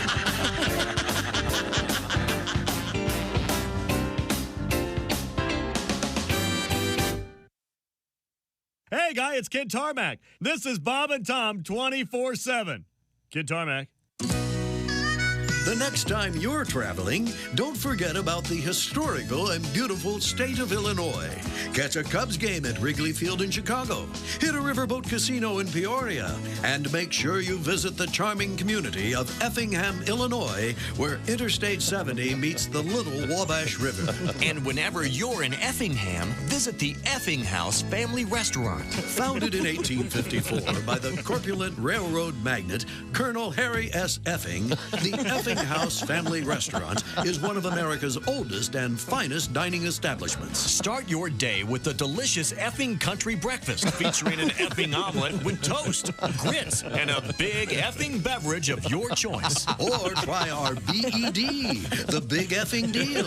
Once again this week, it's Effing ham and eggs. For lunch, try the huge Effing burger, pan-fried in a rich butter sauce mixed with big Effing egg yolks. We call it the Effing Heart Attack. It's an Effing experience you'll never forget. And what about dinner? Juicy Effing steaks with fresh Effing veggies and a creme brulee that's Effing out of this Effing world. Or go Effing nuts with a hot fudge sundae. How would you rate the Effinghouse Family Restaurant? It was the best effing experience of my life. Rate this place? Well, I wouldn't give it a B. I wouldn't even give it a C because it's effing A. In Effingham, Illinois, it's the Effinghouse Family Restaurant. You'll have an effing good time. Hey, this is comedian Ron White, and you're listening to Bob and Tom 24/7. Yeah, but it turns out I don't sleep well anyway. I've been grinding my teeth. I didn't know I grind my teeth until I woke up. My husband was pouring coffee beans into my mouth. What a weird way to save time in the morning. No kidding, but it's fresh coffee. Bob and Tom. For your information, these are two of the worst kids I have ever encountered in my life, and I worked the state fair. We were stupid before stupid was cool. Back to the Bob and Tom Show. Jessica Alsman at the news desk. Hello. Christy Lee is somewhere on this planet. There's Pat Godwin in the performance room. Hey, chick. There's Josh Arnold. There's Ace Cosby manning the track phone hotline hot phone. There's Willie Griswold. Woo! I'm Chick McGee, and here's Tom. Hello, Tom. Thank you very much, Chick McGee. We were doing a special edition of Yesterday in History earlier today, and we were talking about Teddy Roosevelt being the first former president to go flying. How about that? And we were right. He's on a biplane. Bully. And he's, well, of course, wearing a nice suit and tie. I love that. Those old Wright brothers pictures. And they're all dressed up. Isn't that cool? Yeah, very. Now, we have a lot to get to today. Coming up, a special edition of News We Failed to Mention with Jeff Oskey. We're sad to report the news of the death of Angela Lansbury, a tremendous film actress and stage as well, big Broadway star. Oh yeah, yeah. Sorry, you were getting to it. I apologize. Meme. Yeah, when I was in college, she was in a big play, and this gay friend of mine spent an entire night waiting to get her autograph at the stage door. No kidding. Made a very big deal. Did he get into? Yeah, he did. Yeah, awesome. Quite nice. Did you know that she played Elvis's mother in Blue Hawaii? I did not know that. Huh. You think Elvis, tap that? I seriously. I know she's in a pretty good version of The Picture of Dorian Gray. That's a good one. Yeah. Yeah. But we have a problem here with this letter. I'm sorry, That's why she Tom. didn't Real age, quick. Tom. How do you feel about the movie, The Picture of Dorian Gray, Pat? That movie never gets old. Never gets old. You see the picture upstairs in the end. It bared repeating. No, it did. I was busy reading all the nerds out there. It says, this is from Andrew. He writes, I call BS on Josh's pumpkin story about squirrels eating their eyes out. Oh, that's right. Yeah. What was the story now? That's fine if you call BS because it was something I saw online. It wasn't something I did. And I made that clear. Oh, what is it now? This guy said he just drilled like some holes where you would put the eyes, nose, and mouth for pumpkin. A pumpkin. He left it outside, and he said the squirrels gnawed at the holes, and it created this really creepy-looking jack-o'-lantern. They will absolutely do that. I would put pumpkins outside. We have chipmunks. I have chipmunks that live underneath my step because foundation issues, and then the squirrels that I obviously feed. But they would just start nipping at the pumpkin. Yeah, I have no reason. Do you have to put something special on the holes to get the? No, they like that. I had no reason to doubt what I saw. So why does this person call BS? Because he tried it. He said that he tried it. I have several squirrels in my yard. The pumpkin's been out there for a week, Josh. Nothing has touched it, not even the deer. Please advise. But, I have no advice. It was something they have enough nuts still. They're probably not hungry cases of malaria are up with the squirrels being there. Oh, yeah. That's all. That's really helping. Okay, what else have we got over there? Dear idiots, I heard your pumpkin story and how the guy drove it 35 hours to show it. I actually grew an even larger gourd, Justin tells us, and no one heard about it because I couldn't justify the drive. That's right. I'm a grower, not a show. I say this Justin is listener of the day. Very good. Thank you, sir. Did not see that coming. Congratulations. Stupid world record. A group of 8 skydivers all over the age of 80, 640 years at least, jumped out of a plane above Florida and broke the world record for the largest formation of jumpers over 80. Did their chutes open, Tom? Your thoughts? Not only that, but the parachutes I think 3 of the 8 remembered to pull the ripcord. Of course they opened. Anybody want to guess what they're called? That's right. Silver. Jumpers Over 80 Society, or Joe's. Oh, okay. They organized the attempt at Skydive DeLand as part of a 3-day event for the International Skydiving Hall of Fame celebration. Yeah, DeLand's a big skydiving place. Oh, yeah, we used to go to a place that had it was a tavern, and the ceiling was parachutes. That's right. Amazing. Oh, that's cool. Yeah, it was super beautiful. cool. It's super cool. Yeah. Oh, it's beautiful. Is there like a military base there where people were paratrooping, or is this just like a hobbyist? It's a small airport. There's a lot of open space. Very talented skydivers. Very talented. The most talented in the country. Oh yeah, there's a lot of talent to fall. A lot of great places. What'd you say? It takes a lot of talent to fall. Oh, you know something? It wouldn't take me much to push. You know what I'm very skilled at? Plummeting. I'm good at gravity. Yeah. You're skilled at plummeting? Yeah, that's right. Well, no, you've got to be, you have to very carefully pack the chute. It's very tricky. Tom, I've considered skydiving, giving it a shot. Would you like to go up with me and push me? Oh, sure. I do that. Would you do it? I wouldn't do it. Because I feel like I would have to be pushed.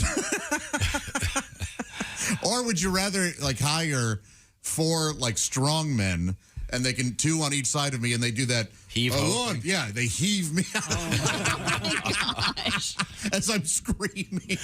Well, I think, and the reason they did this in the place in DeLand, Florida, because obviously if you're skydiving, it's typically much better to land in DeLand than to land in DC. Josh, you have no idea how high that is. I know, man. I know. It's not worth it. You don't think so? If something goes wrong, you know. Yeah. A friend of mine just put on my gravestone. I tried. The convenience. There is some kind of a romance with this because we get to bury you in a pizza box, so you'll be even in death doing what you loved. Oh. Face down in a pizza box. If it weren't funny, I'd be mad. You're actually looking very good right now. This new diet that you're on is working very well with the water and everything. Do you have a song about this? Little Boss Skaggs. Josh, he missed his lunch that day, so he had a snack. Yeah. He ate a cinnamon twist and a bowl of cheesy mac. Had a Hershey bar and a Mallow Mari, could not stop. Drank down 2 Cokes and grabbed a bowl of Jiffy Pop. Started feeling bad and he knew he had to lose some weight. He said, no more carbs ought to do it. No more sugar, stick to it. Gotta lighten my load. Keto. He's for the veggies, he's for the meat. Josh, are gonna watch just what he eats. No more Cheetos.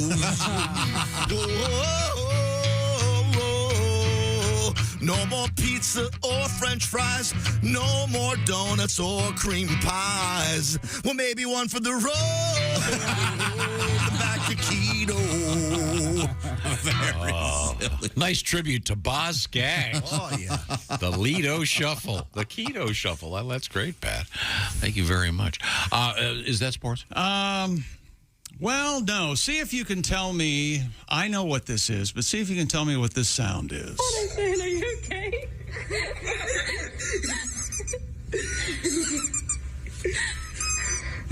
The squeaking, you mean?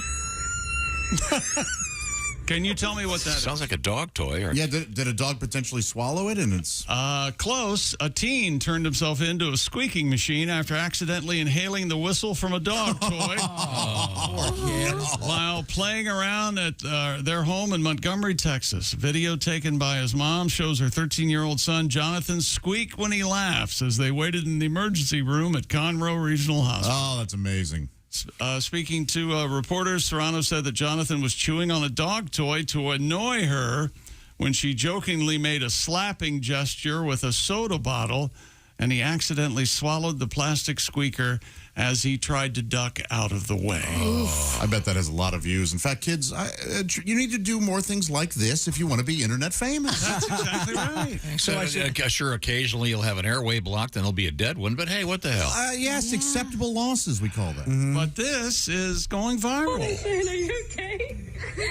You know that someone's going to die doing this now.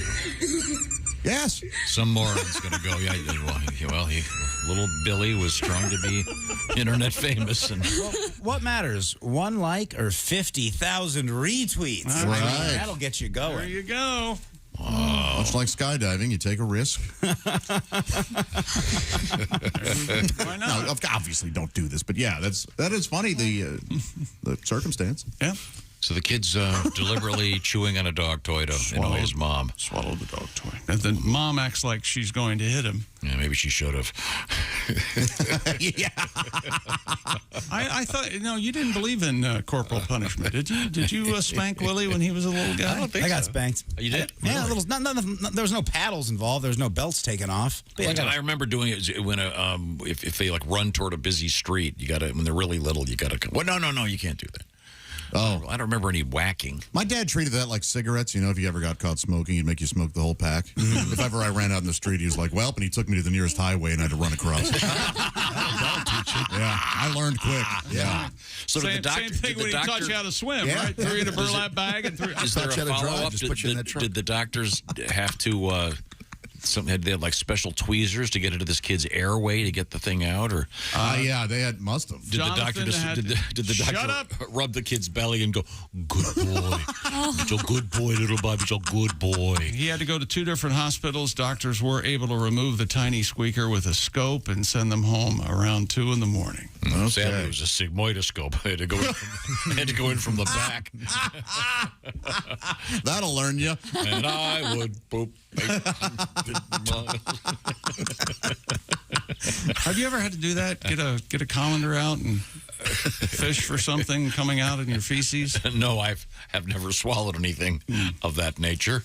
Have you had to do that? No, I haven't. I swallowed a marble once, but we didn't do anything about it. It's still in there? Probably, yeah. You think so, really? I have no idea. I have no idea. How'd you swallow it? Like with water? I wanted to do that thing where you, I was an idiot, all right? I wanted to do that thing where you can throw popcorn up in the air and catch it in your mouth. Oh, God. So I thought I would practice with a marble. How did you live through that? Now, wait a minute. When he says how you could live through that, he means your stupidity. Yeah, exactly. My dad goes, a marble. Like, he just couldn't get over it. Hey, how did you not We lose can't a get tooth? over it. Yeah, exactly. I could have chipped a tooth, anything. Oh, that's but it went right down. Wait, didn't it block your... No, it slid right down. I was so scared. I was like, I swallowed a marble. What's going to happen? They're like, nothing, probably. You'll grow a marble tree out of your belly. And we weren't, like the kids, only my dad had insurance, and the rest of the family had no, so we didn't go. Could it still be in there? I don't know. You know what? I'll have to ask a doctor. Oh, stomach acid would probably make quick work of that. Or it made its way out and was surrounded, so I didn't hear it clink in the toilet or whatever, So I don't know. Wait a minute, hang on a second. Anyway, I'm surrounded. Just wait for 1 second here. So your presumption is that if you shat a marble, it would go plink? I would think Don't you think so? Yeah. Like when a cowboy spits in a bar. You would hear that. Yeah. We need to get a staff physician on this right away. What are marbles made of? Are they glass? Glass and there's probably some dye. Some dye in there or something. Lucite? Josh, I would like to say, you said I was being an idiot, and I just want to make clear, sometimes you still can be an idiot. It's not a thing of the past. No.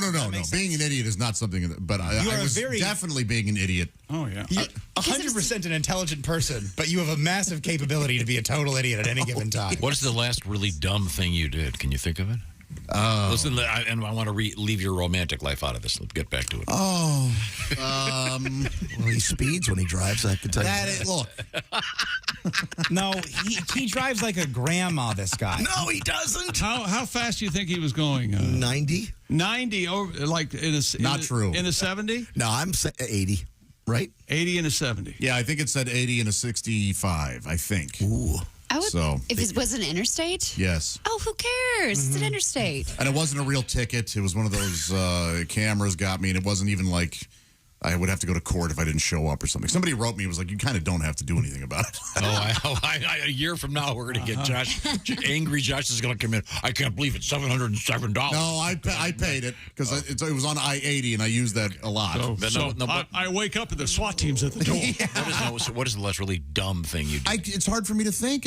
Right now I can't. I'm sure it was something where I tried to do a home repair or something. And you know what? It probably was. I was backing into my garage, and I saw that somebody put something in my trash can because I had my trash can lid closed waiting for the trash truck, and it was open now, and there was a bag in there that wasn't mine. And I was like, who just puts trash in? And as I was angry about this. I do.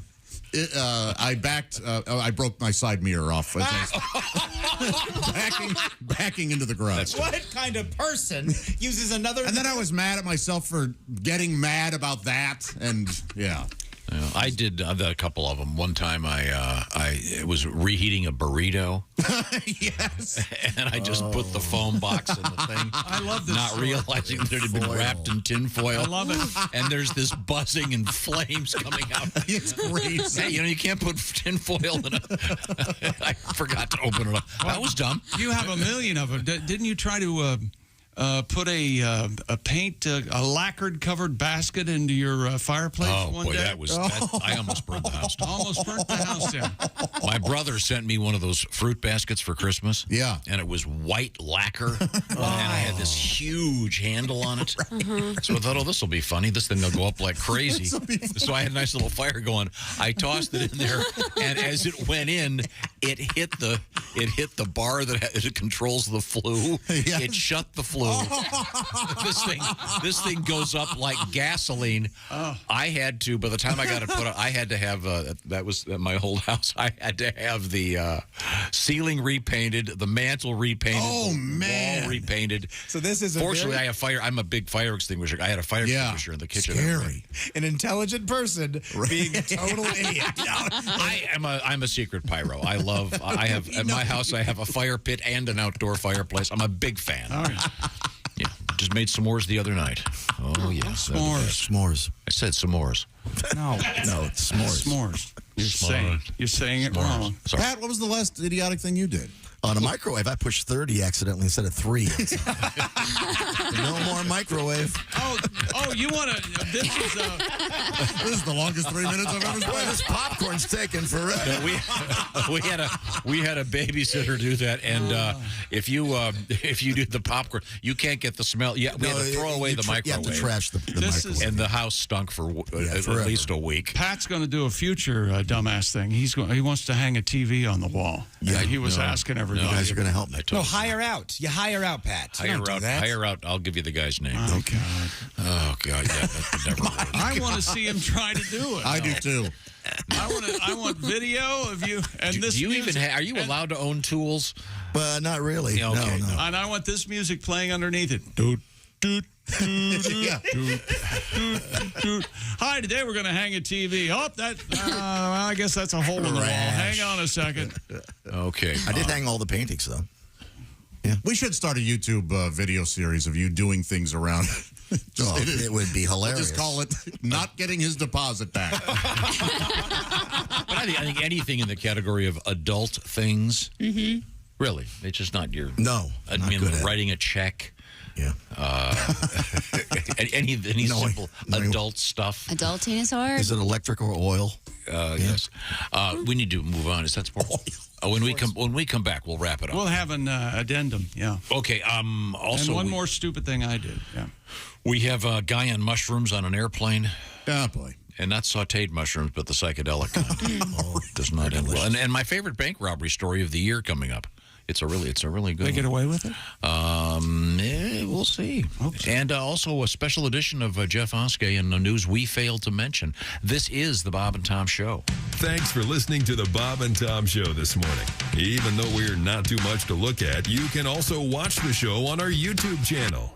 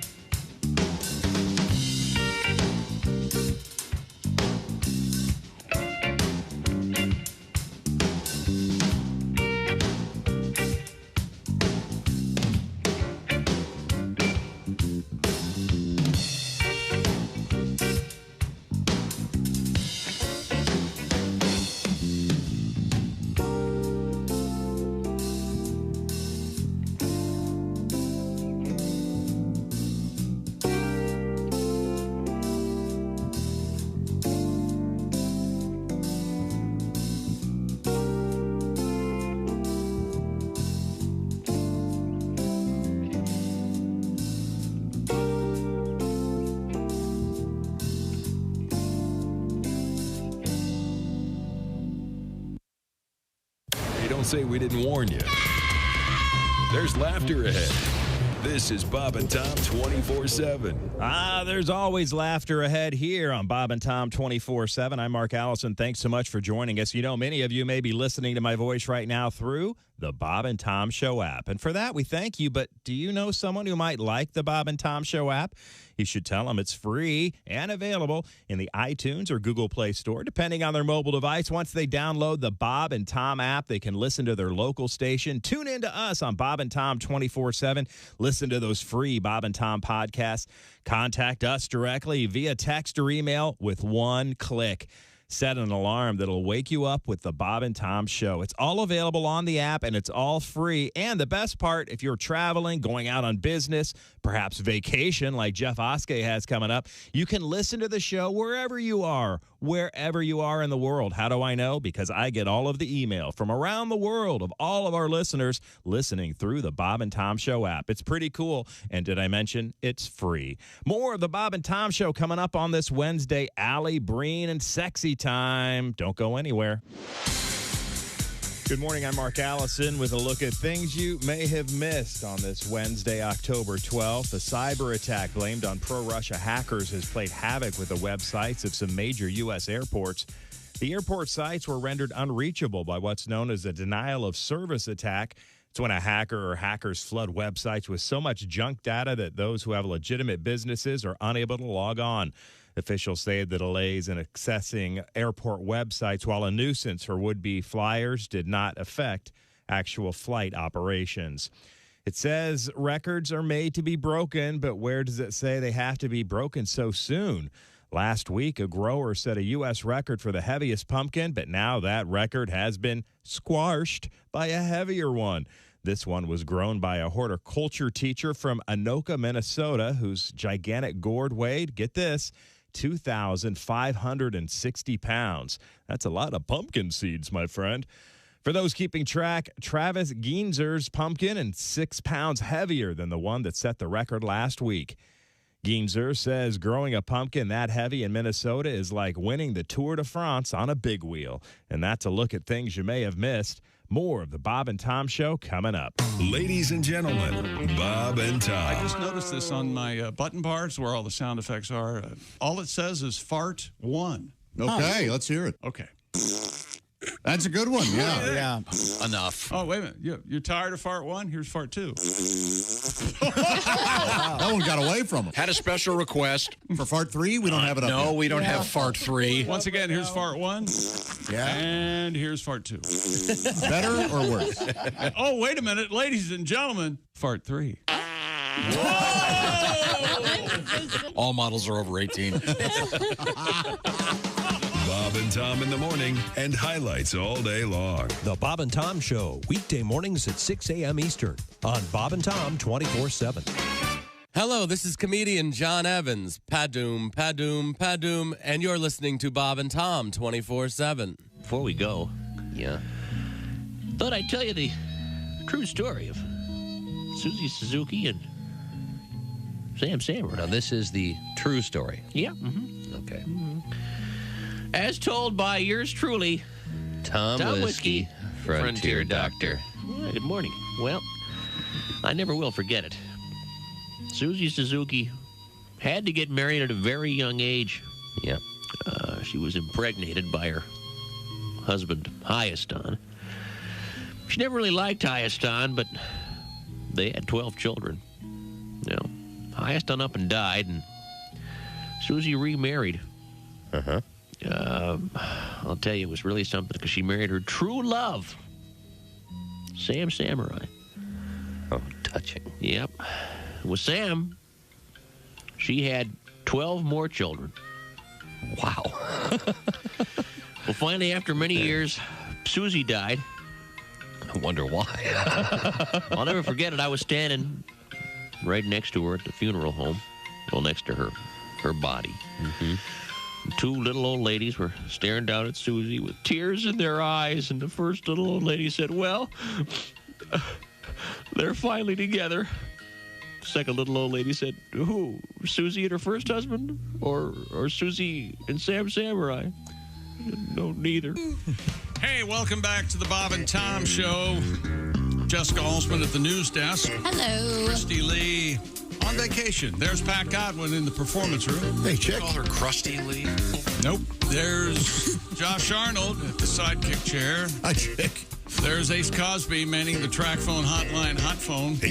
There's Willie Griswold playing the air bass. Slapping this thing, man. I'm Chick McGee, and I have an update, and here's Tom. I'm cleaning up some All right, here's the update. Uh-oh.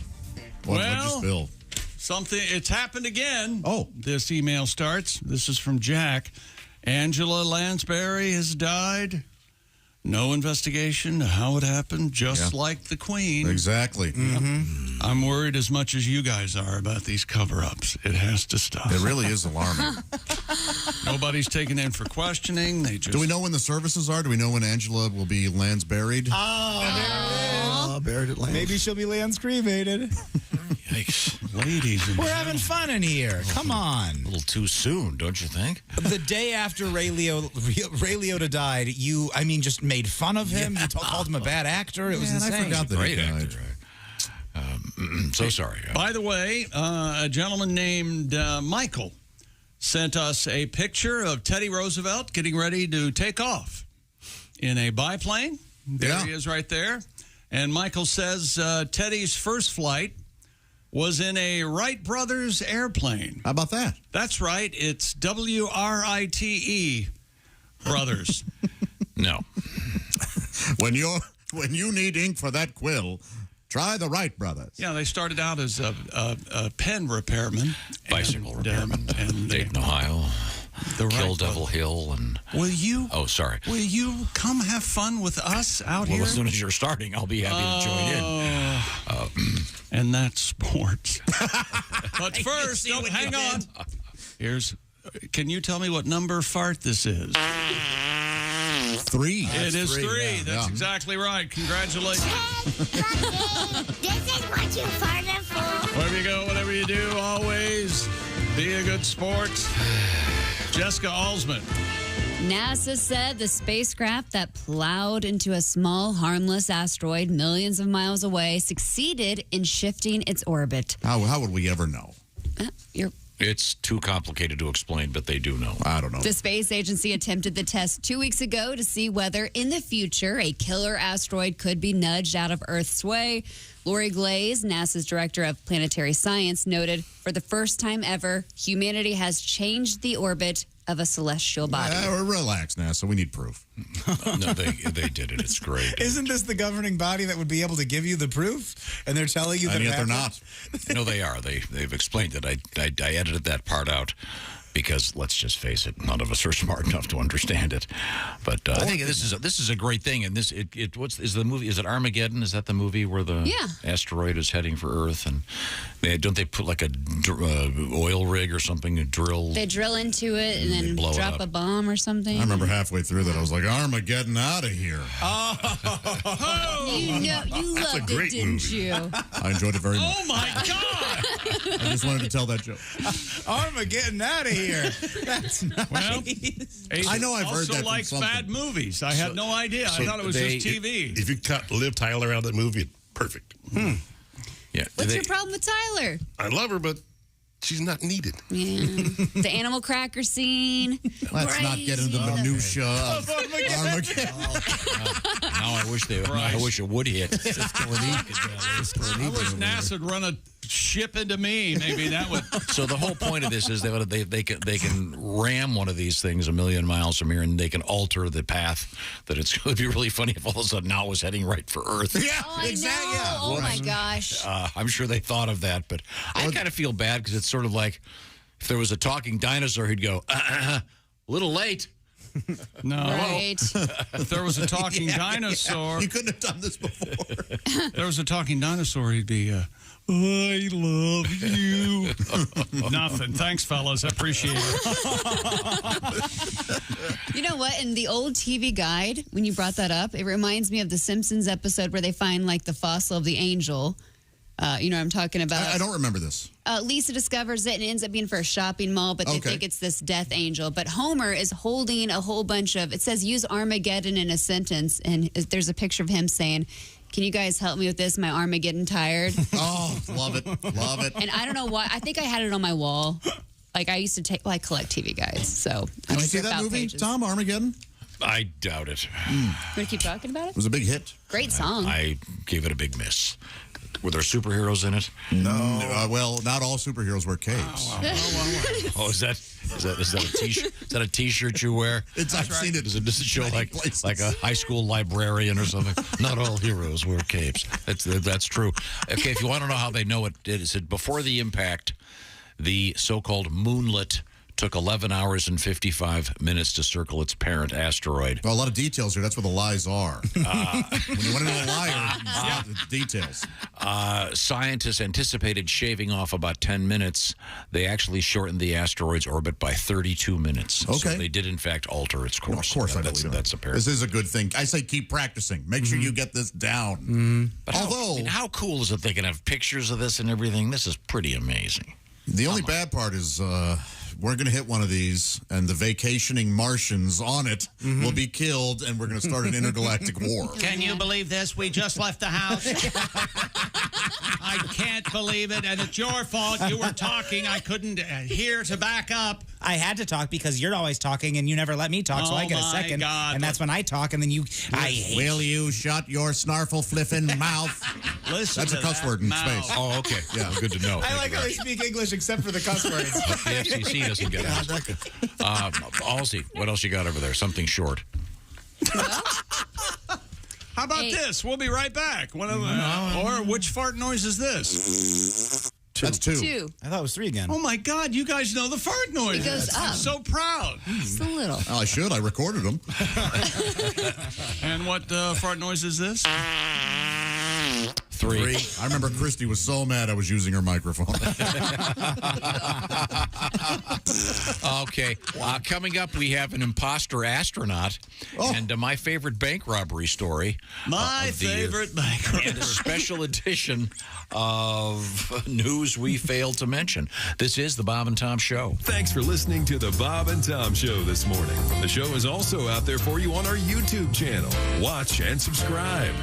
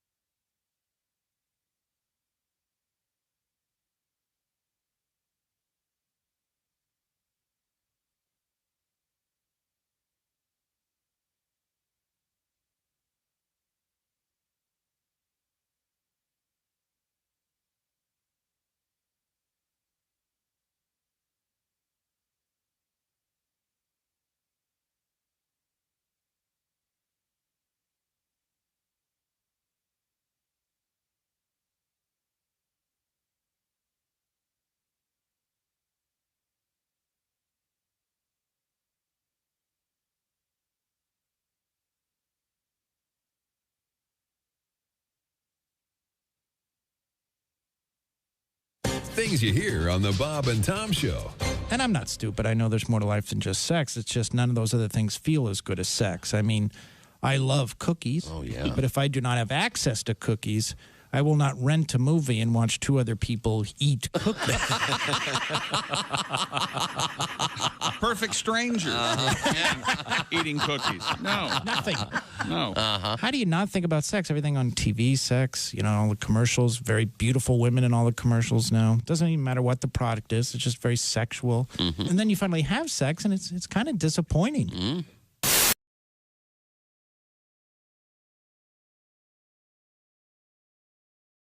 Hi, everybody. Chick McGee here from the Bob and Tom Show. I want to tell you about the NFL season coming up. We got together with the folks at Big Green Egg, and each and every week, you're going to have a chance to win a Mini Max Big Green Egg during the Pigskin Pick'em program on the Bob and Tom Show.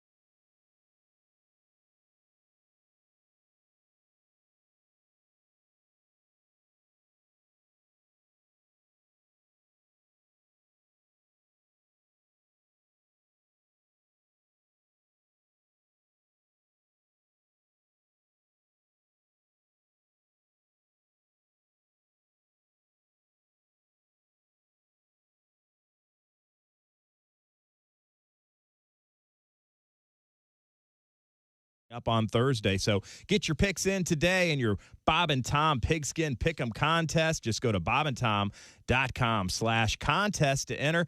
No point spread. Just pick the winners. It is that easy. And like Joel, you could win a big green egg mini max and be the star of your neighborhood, grilling out for friends and family throughout the fall and next spring and summer, and probably for the next, 20 years. These Big Green Eggs last a long time. And we'd like to thank the folks at the Big Green Egg for sponsoring our Pigskin Pick'em Contest. And good luck from all of us here at the Bob and Tom Show. Good morning. I'm Mark Allison with your Bob and Tom News headlines. The head of the UN Nuclear Watchdog Group said Wednesday the Ukrainian nuclear plant surrounded by Russian troops has lost all external power needed for vital safety systems for the second time in 5 days. International Atomic Energy Agency Director General Rafael Grossi said agency monitors at the nuclear power plant reported the interruption and said the backup diesel generators are keeping nuclear safety and security equipment operational for now. He said the repeated loss of power at the plant is a deeply worrying development. President Joe Biden says there will be consequences for Saudi Arabia as his administration begins reevaluating the U.S. relationship with that kingdom. That's after the OPEC Plus alliance of oil-producing nations announced it would cut oil production. Biden said in a CNN interview Tuesday he was weighing action against the Saudis, but declined to detail any potential next steps. The OPEC Plus production cut expected to help Russia pad its coffers as it continues its nearly 8-month war in Ukraine. Meanwhile, Democratic Senator Richard Blumenthal of Connecticut and Representative Ro Khanna of California have introduced legislation which would immediately pause all U.S. arms sales to Saudi Arabia. For decades, Chinese journalist Ho Pin has made accurate predictions about who would ascend into the ranks of China's leadership. But this year, just weeks before Beijing reveals its next generation of leaders, Ho says there's little point. He says Xi has consolidated power to such a degree that no matter who's promoted, they'll have to obey Xi's rule. That's a sharp contrast from an earlier era, he says, when political factions jockeyed for control. Though Xi's power has certain advantages, Ho says he also worries Xi could become a lifelong dictator. And that's a look at your news headlines. More of the Bob and Tom Show coming up. Hey, Shooter, it's Kenny Tarmac. Hey, we just landed. I'm an ORD, just got in from TPA through ATL. And hey, guess what else just landed? The Bob and Tom app. I know. Now, thanks to the Bob and Tom app, even if I have to go all the way from Foxtrot 20 down to Alpha 4, I can still listen live, see their videos, find an affiliate station, use the alarm, and even send a message. This is Kenny Tarmac signing off and reminding you, everything I touch turns to sold. Hey, don't say we didn't warn you. I'm warning you, don't do that. There's laughter ahead. I should be having a better time if this is a party. This is Bob and Tom 24/7. Little ditty about Jack Bauer's plan to try and stop a nerve gas attack by the mean Russian men. Jack is hiding in the ductwork, crawling around. Then it pops up, pulls his gun, shouting, "Everybody down!" Jack is just trying to keep America free. But tell him a lie and he'll shoot your wife right in the knee. Gotta get the intel, no matter the cost. He gonna give the wet list to that German dude who was on Lost. Jack is saying, Chloe, upload them schematics to my PDA. Gonna put my jacket hood on, hold my breath and save the day. Jack is saying, oh yeah, life goes on. Long after they set off the nerve gas bomb. About cool shows. Welcome back to the Bob and Tom Show. Christy Lee on vacation. Jessica Alsman at the news desk. Hello. There's Pat Godwin at the in the performance room. Hey, Chick McGee. There's Josh Arnold. Chick. Hey. There's Ace Cosby. Hey. Manning the track phone hotline hot phone. There's Willie Griswold. Good morning. I'm Chick McGee, and here's Tom Griswold. Thank you very much, Chickster. I think we need a palate cleanser. Oh. And the only way I know to do that, of course, is like this. Who's that sexy man with the deep voice? Ace Cosby, here he is with his joke of the day. Would you stop? What did the Italian order at the Chinese restaurant? I'm already on board. Yep. What did the Italian order at the Chinese restaurant? Chow mein. Cosby's joke of the day. Okay, it wasn't offensive enough for me. Yeah, with a setup like that, you want it to be fun and racist. You know, you want to have a good time. That'll work blue. It's not a matter of being blue. What was the punchline again? Chow mein. Chow. Chow. Hey, chow. He's Italian. Why Ming, though? Maine. Chow mein. Chow. It's a dish. You know. Like you would go to Lee Ho Fuchs and get beef chow mein. Yeah, wouldn't it be, you wouldn't say chow. That would be goodbye. You know, the one thing I like about... Well, it's just an Italian. All of my favorite stand-up comedians, after they tell a joke, we have these discussion groups. That's right. And figure out why that was funny or why. Yeah. Or if. That was hilarious. That's a sign of a... Boy, the confidence on this guy. Wouldn't it be something like if he wanted food to go as he was exiting, he said, chow. Or he wanted to cook You should see me after sex. Oh, yeah? Why is that?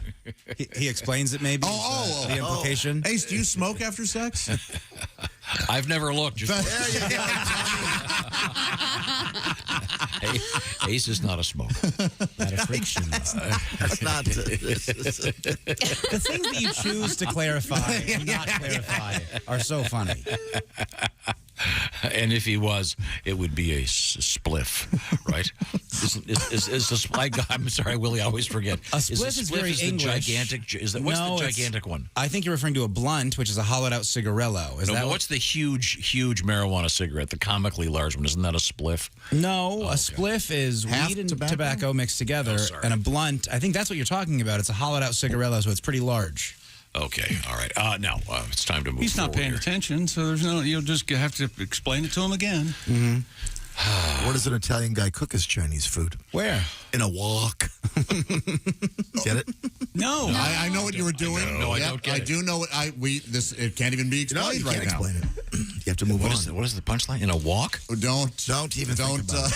Hey, you know what? There you go. Blink 182 is reuniting for a new tour.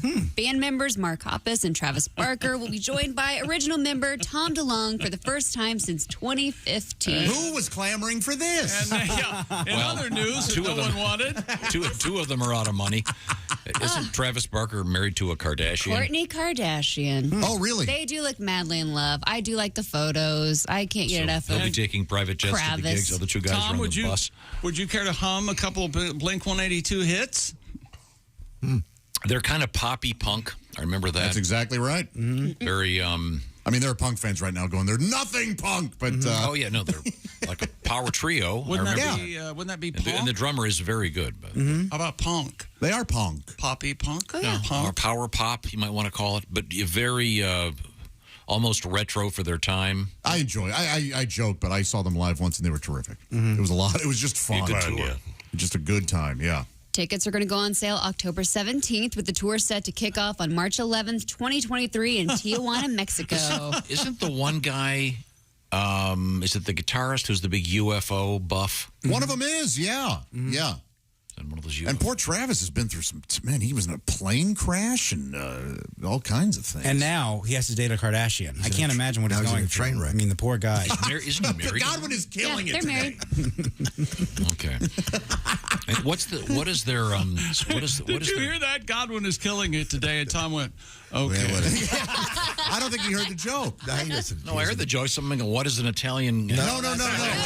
I said Travis was in a plane crash, and Pat said now he's in a train wreck. He's with the Kardashians. Oh, he's married. That's very good. It is good. I'm sure. Although I'm sure he's laughing in his private jet as he goes to somewhere warm and there, and getting to be with right now. And Kourtney was very attractive. Yeah. Well, I'm sure that's not like a close order drill in the sack. Tongue there. Well, if you're a fan, I kind of like that. Yeah, I'll happily take direction. Now, here. You do someone in the behind the glass doing that's called the pogo, just jumping up and down like. Oh, he hates it. No, Jason doesn't care for And then what was their side band? side band? Angels and Airwaves was Tom DeLonge's side band, I believe. It's a lot of fun. I enjoy it. I thought it was Pilot of the Airwaves. Pilot of the airwaves. There it is. Here is my request. You don't have to play it, but I hope you'll do your best. Sorry. That's Pilot of the Airwaves by Charlie Dorr, not a Blink 182 spinoff.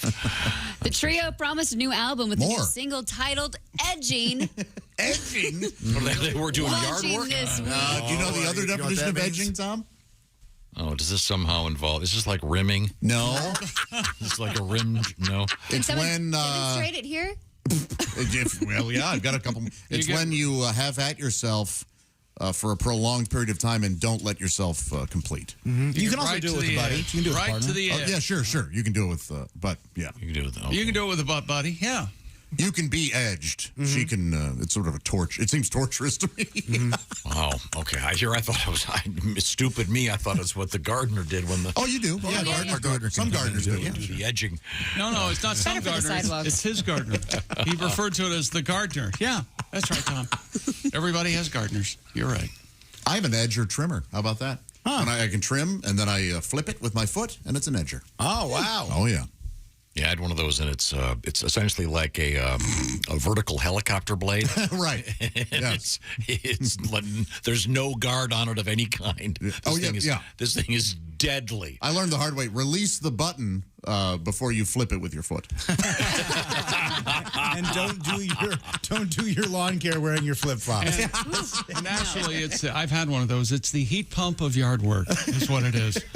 But I was telling a guy the other day about a certain language on the radio and how things had changed. In the 70s, you couldn't say the word condom on the radio. And then, unfortunately, due to certain horrific events, suddenly it became very important to say that on the radio. But we were talking about the reference to the male member. And I can remember the first time it came across the so-called news wire in an American news story. And it involved a guy, how do I describe it? He had what's called a rotary lawnmower, the kind that goes around, not, how do I describe it? You know what I'm talking about? Yeah, the blade spins. The blade spins, but the blades, and it got jammed, and the guy tilted the lawnmower. Let's see, he tilted the lawnmower 90 degrees, so now the blade was spinning vertically. You following me here? Yeah, like a Ferris wheel. And then he straddled it and unjammed the blade, and the blade came around and cut off his male member. That is so awful. And the reason it made the news is because the surgeons then took it, and this is the part of this story that sounds fake, but it's not. Surgeons took it and they sewed it onto his sort of inner elbow. Oh, so they could keep a blood supply on it. Mm-hmm. I'm not kidding. No, and then they waited for, I guess, some healing to be done down in the groin area, and then they eventually reattached it. Miraculous, brilliant surgeons, et cetera, et cetera. Sure. Wow. Tom, didn't they initially put it on his face? Yeah, they put it on his face to the right of his nose. Unfortunately, it made him look cockeyed. Got one with the assist. There you go. That was the first time the word penis came over the newswire. And then, of course, in the Bill Clinton era, all bets were off. You know, there was a British guy who they did that to, but they used his upper leg just above the joint there. Really? Yeah, he was Cockney. And, I love going on those journeys. I love that one. That was very nice. Wow. Says Chick. Not to Tom saying I loved that one. No, I'm sure there's more of the Blink 182 story. We haven't given that enough People attention. are excited about that. You're out of your mind. And the thing also, that tour's going to do great. Yeah, but it was also like they haven't toured since 2015. A whole 7 years. Whoa, that's amazing. How did we live? I didn't know they were still alive. Oh, come on! It's somebody's. Always remember this. No matter, it's always somebody's favorite band. Well, no, look. That's one person. I have no problem. I bet this thing sells out. And maybe I hope it does. I really do. It really will sell out. I had a good time watching. I was just reading an article about kind of a lofty thing about how money is being spent in America right now. Kind of a lofty thing. No, it was a big picture thing, Chick, far beyond your comprehension. No. I know you get lofty monthly. I know. No, I don't. I get pretentious weekly. You two are insufferable. I'm on the email list list of lofty. Get both. Why not? They were talking about how certain things, for example, Broadway shows are really struggling. But the one thing that is concerts are doing great, as opposed to many other aspects of our economy right now for whatever reason. Concerts are doing great. People want to get back together. They're getting out. And concerts are doing really well. And I imagine these guys will do great. They will. Good yes, band. of course. And they are fun, yes. I mean, listen, this drummer really is fantastic.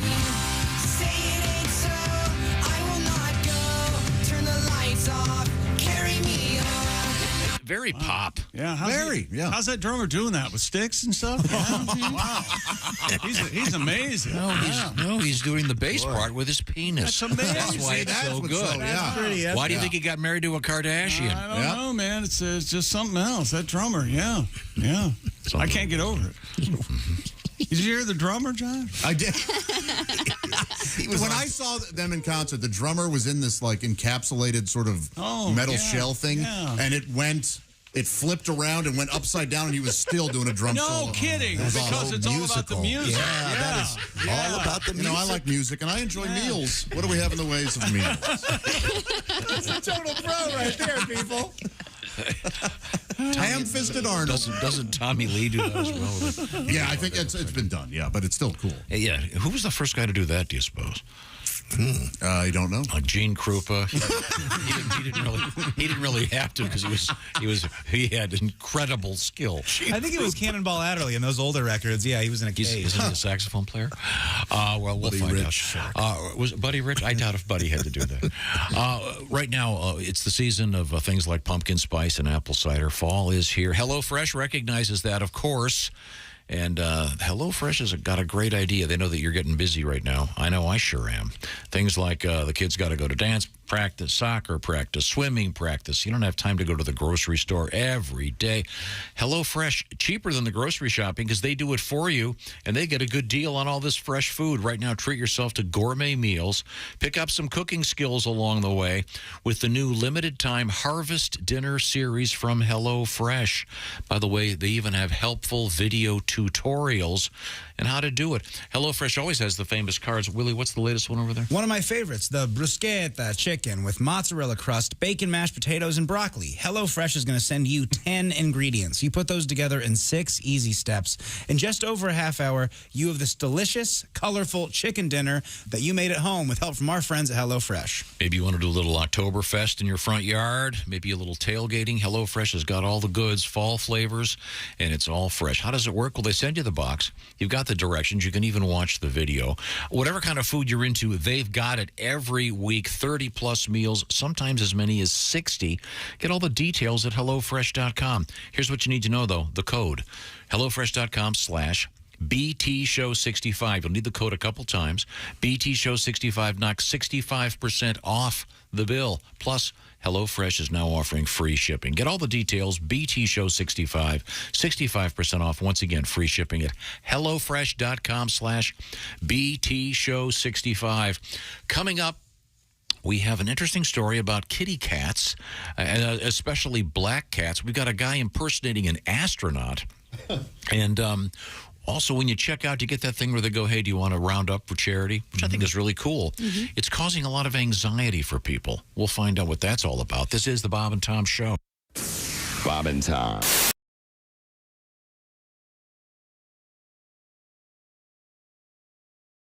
Hey, it's Josh, and of course... Hi, Chick McGee, everybody. Your chance to win a Mini Max Big Green Egg for Bob and Tom at Big Green Egg. Each week, someone will win a Mini Max Big Green Egg. It's the Bob and Tom Show Pigskin Pick'em, powered by the Big Green Egg. Go to bobandtom.com/contest on the computer. And is that where you go? Are we eligible?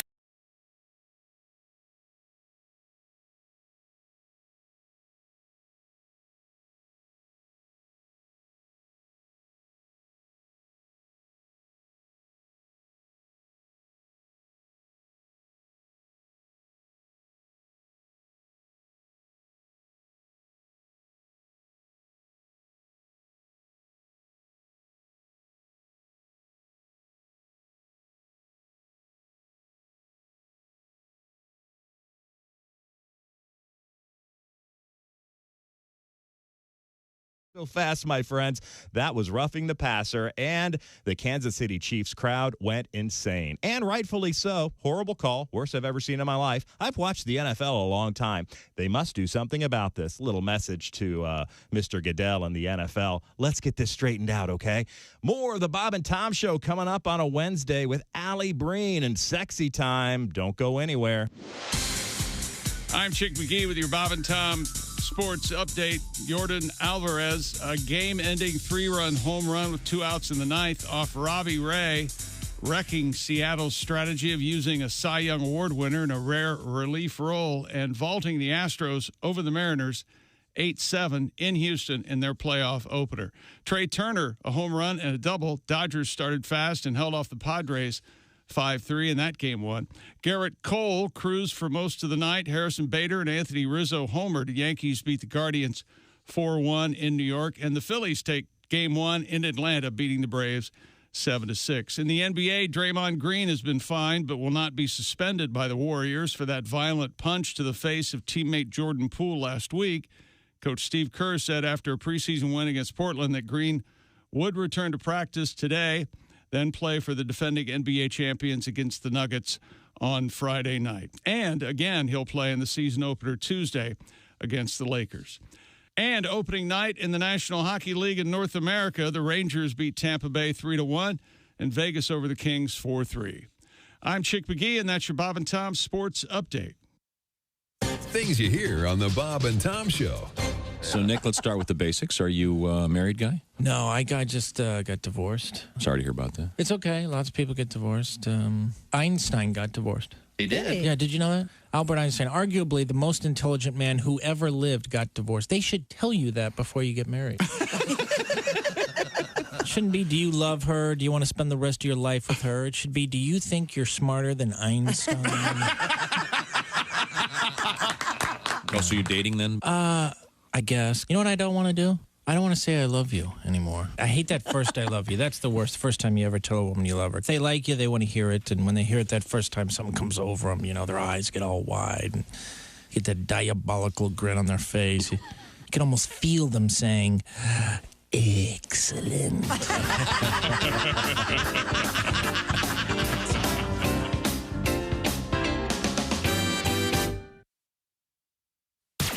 You're listening to Bob and Tom 24/7. Don't. Essential Morning Radio. This is Bob and Tom 24/7. 24/7. Yes, it's time now for another exciting episode. Oh, no. Of Murray Whiskey, Frontier Funeral Director. Oh, no. My hero. In this episode, Murray Whiskey has just gotten married. And he brings his beautiful new wife to their honeymoon room, their suite. They're getting undressed on their wedding night there. Murray Whiskey drops his trousers, throws them over to his new little bride. Says, put those on. She looks at him incredulously. She says, go ahead, put them on. She puts on the trousers. She says, they're too big. I can't wear these. Murray Whiskey says, that's right. Remember that. I wear the pants in this family. Don't you ever forget that. She says, fine. She takes off her panties. She throws them over to Murray Whiskey. She says, you put those on. He tries. She says, you made me do it. You've got to do it. He says, okay. So he tries to get them on. Can't do it. He says, I can't even get these past my thighs. He says, I can't get into these panties. He says, yeah, and until you change your attitude, you're not going to either, partner. A true tale from the Old West. That concludes another exciting episode. Murray Whiskey, Frontier Pyromaniac over here. What are you lighting up the studio? Yeah, Bob? this thing, it's not working. I'm sorry. Nothing. Just... Brought to you by that new Japanese-Jewish restaurant, So Sue Me. Hey. Oh, no. Poor kid. Welcome back to the Bob and Tom Show. Okay, turn the mic off if you're going to have it. You okay? They can't hear me now, right? Okay. Excuse me. Welcome back to the Bob and Tom Show. Remember, we put the F in professional. There's Jessica Halsman at the news desk. Hello. There's Pat Godwin in the performance room. Hey, Chick. Hey, look, it's Josh Arnold in Chick. the sidekick chair. There's Ace Cosby. Ciao. Manning the Manning the track phone hotline, hot phone. There's Willie Griswold. Hey, man. I'm Chick McGee, and here's Tom Griswold with a special guest. Oh my gosh, it's Jeff Oskey, who wow, homeless guys look at him and go, "Hey man, you need to clean up." I look great. What are you talking about? I look great. I feel great. Good. What a waste of great hair. Oh my God. Why? So if it was on someone else, it wouldn't be a waste? What do you mean by that? I'll trade you. Okay, I'll take. No, I'm not trading you. Anyone else? What's your show about today? Well, God, as we go into new levels of dictum. well, my little show is a thing called Fail to Mention News. We give you a lot of the news each week, but we don't give you all the news. So I'm here to give you the news that we failed to mention. Here's Jeff Oskey with what you failed to mention news. A camel was spotted being ridden through a drive-thru in Las Vegas this past week. What you failed to mention, more disturbing, it was a drive-thru at the wedding chapel. Someone's getting humped tonight. That's all I got. Putin was given a tractor for his birthday. What you failed to mention, Russians do enjoy getting plowed. Vodka drinkers, you plowed. See. A lot of booze. Cheers. Well, you'll really hate this one then. A farm was using human waste as fertilizer for their crops. What you failed to mention, soybeans? No, what I said was we grow soiled beans. That is so sick. See, they're full of poop. Thanks, Tom, for the assist. That's what made it. I'm trying to explain the jokes after Godwin started with the whatever the hell that one misstep. One misstep. One misstep. That was it. An entire year. Let them slide, my friend. Sorry. 50,000 people die each year in India from snake bites. What you failed to mention, 50,000, and it's still that crowded? Sounds like they need to import about 10,000 mongoose. iPhone 14 apparently has crash alert that calls 911 if your phone thinks you're in a crash. What you failed to mention, look at iPhone 14 over here ratting on people. Maybe I didn't want 911 called iPhone 14. Maybe I wanted that to be a secret that I just crashed my car. You're going to call my wife and let her know I had lunch with my ex? iPhone 14? Quit snitching. Yeah, I was very drunk, iPhone 14. Yes, easy on the call of 911, iPhone 14. Keep this between us. Yeah. The rat phone. Go to the rat phone. There's a man named Mr. Doodle that has covered his entire house inside and out with doodles. Yeah. What you failed to mention, I'm not sure about a doodle house, but my fat ass could sure as hell get behind a noodle house. Oh, sure. Tasty. Yeah. It's a pasta joke, Pat. Yeah. Oh, my gosh. I'm going to strangle you when I get done. He's not going to let that one go. I love you, but all right. Tom Brady is getting divorced from Giselle. What you failed to mention, good for him. She has to just blah, blah, blah, blah, blah all day and all night. He probably just likes being out on the field with all the screaming fans so he can get an hour of peace and quiet. You know, she makes way more than him, but I have a feeling he's still the one that makes the house payments. Yeah. I've dated a few supermodel. Not really. My son and I, this isn't really, I'm filling you in on a little back news. My son and I were supposed to go whitewater rafting this weekend. Cool. But it's really cold out, so I changed plans, and now we're headed to Chicago for the weekend. Oh. Well, you failed to mention, we're going from dodging boulders in the water to dodging bullets in the streets. I'll be honest, this is the first time in my life I didn't go for the cheapest hotel when I was booking. That's why we're only staying for 2 nights in a nice part of town instead of for the original 4 nights nights in any other part of Chicago. Well, fun. And finally, Willie being from Chicago, I asked him for some recommendations. What I failed to mention, I should have been more specific. He was all, you're going to be up there with your teenage son? Okay, then you're going to want to pick up some Lemon Haze or some Blue Dream. They're both a mild buzz, and it won't mess you up too bad around them. Now, the only bad side effect, they are going to give you the munchies. So you're going to want to hop the Purple Line to Jackson and get the best wings in the world at Buffalo Joe's. Yeah. I'm Jeff Voske, and this has been the news that we failed to mention. Failed to mention news. Jeff Voske. Back in Chicago, the Windy Apple.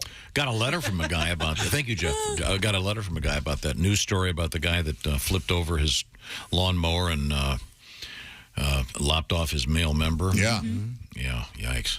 You know what brand it was? No. Black and Dicker.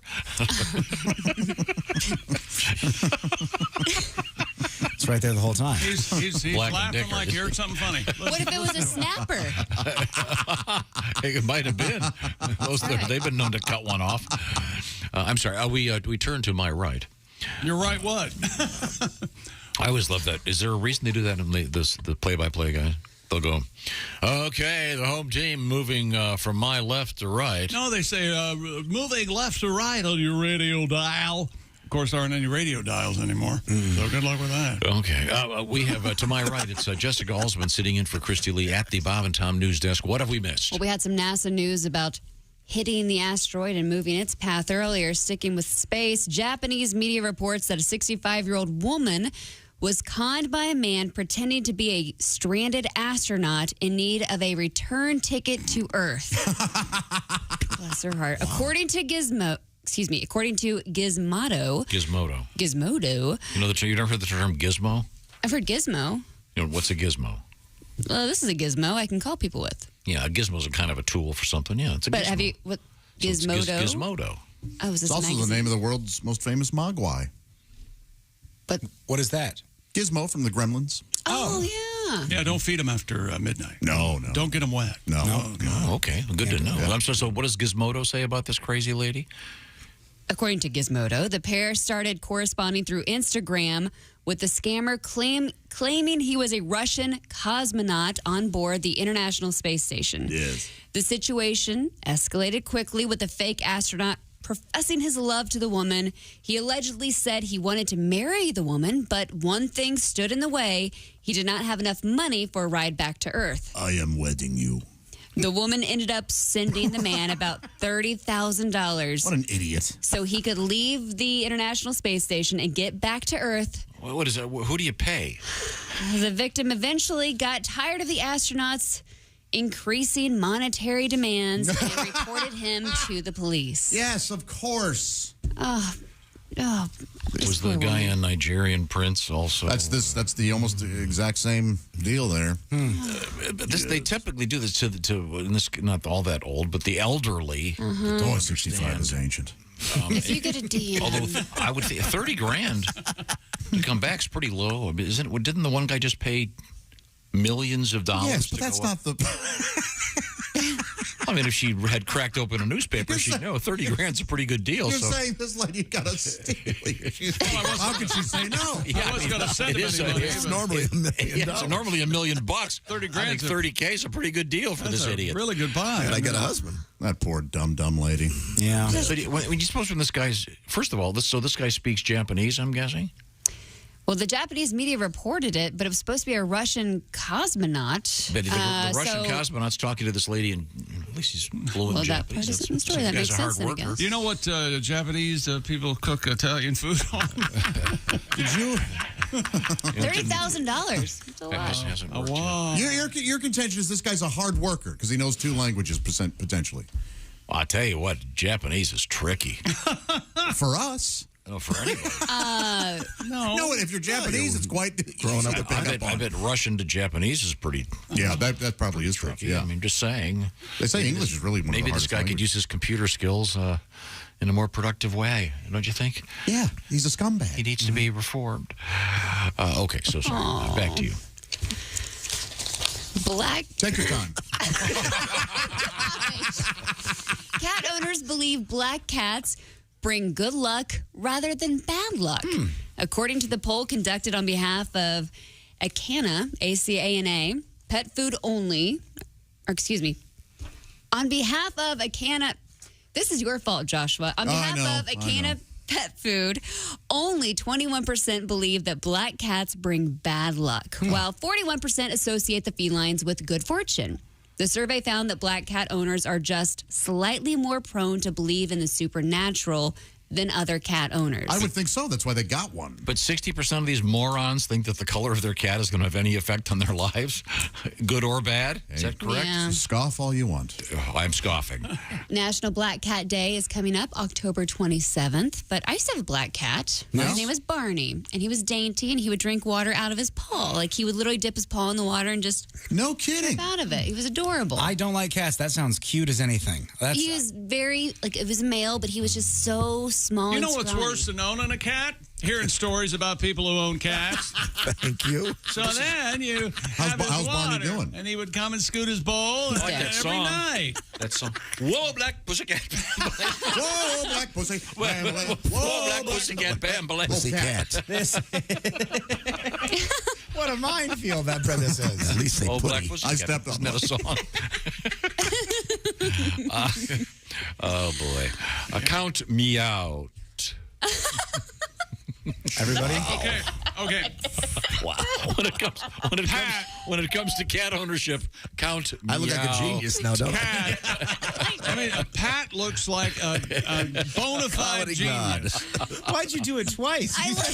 Because I'm See, that's what Tom does. Ace, you get it. When a joke doesn't work. Count meow. It's not that it's not Yeah. funny. That's He the thinks last we didn't thing. hear it. That's the only No, it's not that you explanation. didn't hear it. It's just that No. the level that I'm approaching you with there we go. as I look down, Yes. I'm concerned that you just don't get it. You're like the batter that strikes out 3 times, and then he turns to the umpire and he goes, "Oh no! Oh no! I get another go. What are you talking about? You are unfazed by your failure." And my It's favorite astounding. one that he uses a lot more than he used to is, well, that didn't get the laugh it deserved. But I often, too, I said that yesterday, too, about one of Josh's lines. That did not get the proper laugh that it It's deserved. because he talked about like T.S. Eliot or some dumb nerd thing. You always think that you're. You know what? You're bridging- both right. You're bridging some gap. First of all, I'm working on a new project. Oh, really? Well, you know, Ms. Alsman, are you aware of the origin, if you will, of the stage play Cats? You see it? I am not. This is your fault, Willie. Yeah, I know, Mr. Mistopheles and all his It's based on a sort of a fun book that T.S. Eliot, the American poet, by the way, born in St. Louis, he wrote this book, and it was sort of a fun thing, and as opposed to his normal stuff. But they turned it into a Broadway musical. He'd been long dead. My concept is to take the famous poem, "The Wasteland," and turn that into a Broadway show. April is the cruelest month, baby. Michelangelo. He's doing it again. In the room, that was funny? in the room, those women come and go. There we go. Bitches. Jazz hands. See, Jazz hands makes a little it bit okay. early pre-wasteland. Oh, you're welcome. Alsman, what do you have that you can stumble through? No, go ahead. For some reason, I underlined it and it threw me off. And you're making fun of me. Punch him in the face. Punch him in the face. Hit him. Hit him in the face. Hard workman blames Hit him in his the face. tools. I'm just going to start talking about kitty cats. Yeah. You know I love sometimes mine. They purr. Do you have a cat? And then, oh, I do. Her name is Riri. Well, her full name is Renesmee. Yes. Someone kill She me. is Team Someone Jacob. shoot me. Now will you do something? How did this happen? Please? Is this some Star Wars thing? It's actually a Twilight thing. Back when vampires and stuff were cool earlier, you know. Okay, Chick, I'm on your side. Thank you. Don't put the razor down. You know what? If you want to tune some stuff out, so let's say you're at work and stuff's going on. Let's say you're on the air somewhere and you don't want to listen to what's on the air. You want to listen to your maybe some smooth jazz on your Raycon earbuds. Raycon's everyday earbuds look, feel, and sound better than ever with 3 sound profiles to match whatever you're listening to or whatever you're not listening to. They feature noise isolation and an awareness mode, so you can choose to be immersed in sound or tune into your surroundings when you need to. And while you travel, they're perfect, or maybe even during a grueling workout. You know, the optimized gel tips of the Raycons fit every ear ever made, and the earbuds are comfortable enough for all-day wear. Remember, they do not budge. And with Raycon, you also get 8 hours of playtime, 32 hours of battery life, and you get all this for half the price of other premium audio brands. No wonder Raycon's everyday earbuds have over 49,000 five-star reviews. And right now, we got a deal for you. Go to buyraycon.com/Tom and get 15% off your Raycon order right now. That's buyraycon.com/Tom. 15% off your Raycons. One more time, buyraycon.com/Tom. Thank you very much. This is interesting. You were talking, that survey about cats was done by a company called Acana. Acana Pet Food. So I wasn't familiar with them, so I Googled them. Acana Pet Food comes in pouches. Oh, wow. Ironic. Wouldn't you think it'd be in cans? Just saying. I'm sure it's a very fine product. They have dog food, too. I'll have to look into it. Can. Got a new puppy. Acana. Ipana, it's toothpaste. Brush up. I mean, he's just, is it word association? It's like he's had a brain injury. It is like he hit his head. That's what you're going to be saying in the hospital. When we come my back. teeth are bright white, aren't they? When we come back, we have a border crossing violation. This is a stunner. And my favorite bank robbery story is up next. This is the Bob and Tom Show. For a complete copy of the Bob and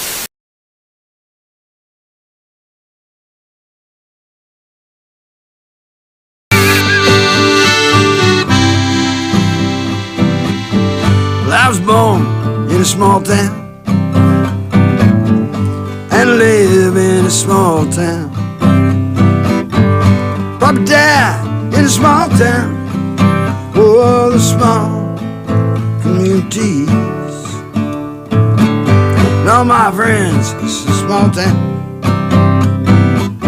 My parents live in the same small town. My job is a small town. Provides a little opportunity.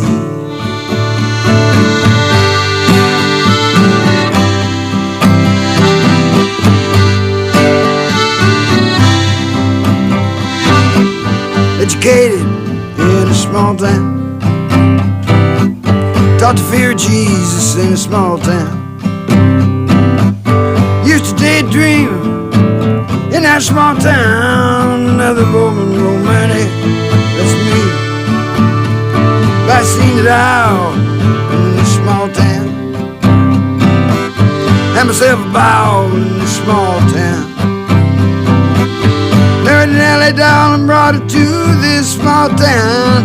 That small town is like me. No, I cannot forget from where it is that I come from. And I forget the people who love me. I can be myself here in a small town. People let me be just what I wanna be.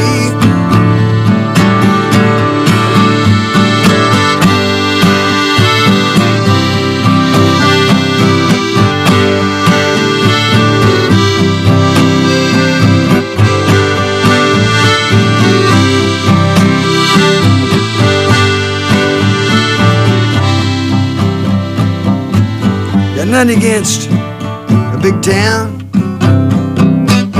Man, it's still hazy enough to say, look who's in the big town. But my bed is in a small town. Oh, that's good enough for me. I was born in a small town, and I can breathe in a small town. Probably die in a small town. Oh, that's probably where the bury me.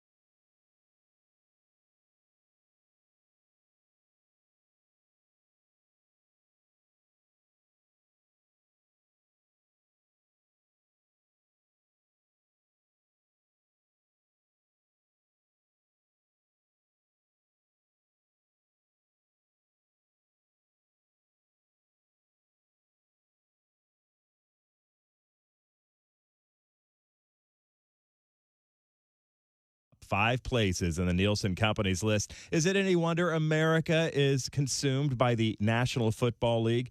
CBS telecast of the Texas A&M Alabama game and college football Saturday night also ranked high.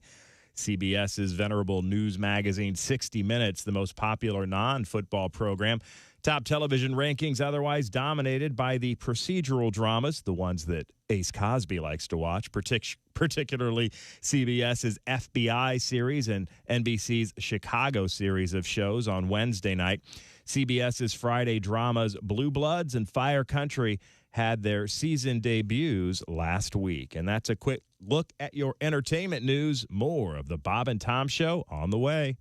Think you know your pro football and want to put your knowledge to the test? Then play Pigskin Pick'em every week at bobandtom.com. This is your chance to win a Mini Max Big Green Egg. Just pick the winners of this week's pro football games and you could win a Mini Max Big Green Egg. Head to bobandtom.com/contest and play Pigskin Pick'em with the Bob and Tom Show. Essential morning radio.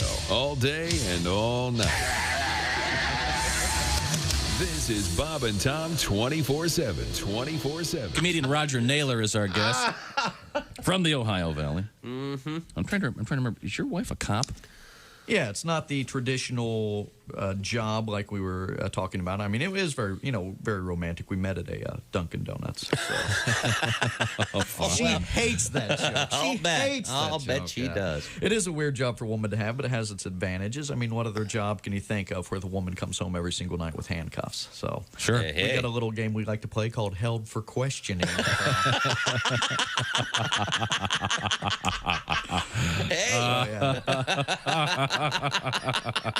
On the downside, my wife carries a gun. Oh, good point. Which makes PMS a whole different ball game in my house.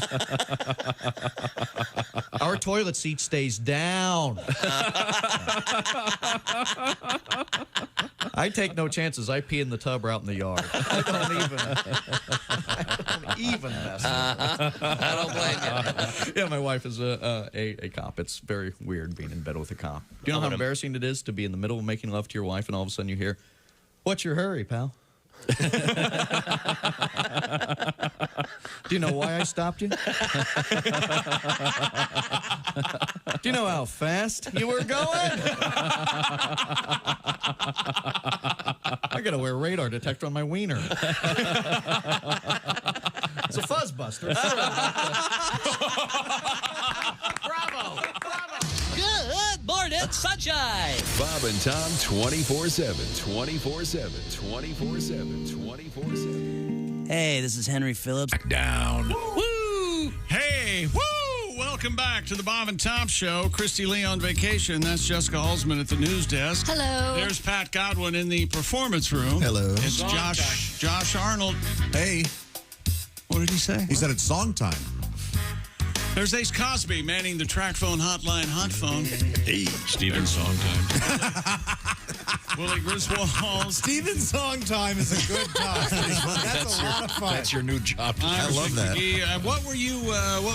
What was your problem with raisins? What were you talking about? No, I love raisins in salads. Josh doesn't. No, I like them in cookies and stuff like that. And Okay. I like them in. Here's what happened. I like them in chicken salad. No. Yes. I like grapes and celery and chicken salad. I'm glad you like that. I don't care for it. I like my raisins in chocolate. Like Yeah, chocolate covered raisins are fine. So anyway, Mike comes in, the guy who works in the Mark, whatever, and he goes something, and I thought he says Fresno. He did. And I go, what? What's going on? And then Josh wouldn't tell me, and he just That's started not true. laughing. I explained it perfectly. And then, so apparently we're going to do some sort of promotional announcement today after the show for Fresno. Yeah. So that inspired me to say, oh, Fresno, I could move there. I like raisins. That's all, and that in a huge Armenian population, right? In Fresno. And I could do both. Armenian women are beautiful. So there you go. Okay. I'm all set. Take a razor. Nothing wrong with that. No, don't mind going through a little brush, knowing you're getting to a picnic. I'm bringing a basket. We should probably get another song out of you at some point here, Pat. Sure. Do you have any good ideas over there? I like that cashier story. I have anxiety when I go to the checkout. Well, we'll do the story. I want to say that Pat has a new album out there. It's primarily a so-called holiday album. It's a Christmas album, but it's got some bonus cuts, so we're calling it Christmas Bonus. There's a nice Hanukkah song on there.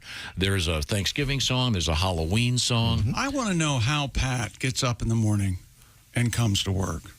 I wake up about 3:30, take a shower, cup of He and coffee, I brush my teeth, exchange text usually in about 3:30 in the morning. That's far too early. I'm absolutely amazed by all of it because the persona that you present to us is it's one of a carefree rock and roll. No. Wake up around noon with the hangover. You're worried about life in general, I and am. all hell could break loose at any minute. Which I is don't true. know why you. Pat is just fundamentally not good at adult things. Yeah, I'm good at the fun stuff. Like, What is he good at? He's great at guitar, great songwriter, fantastic singer. He's got perfect pitch. Very funny man. Kind. 3 albums 1 year, shot up to #1. Apparently he's gifted in the loving department. That's what I've heard. I've talked to the ladies who have partook. Very satisfying. Ladies? Oh, yeah, multiple. Oh, really? About taking your time. Yeah, it is really. He's had 6 3-ways this year, which is 19 people. That is. And 3 6-ways, which that's just daunting. Count them all up, yeah. You ever have a 6-way? 6-way with cheese?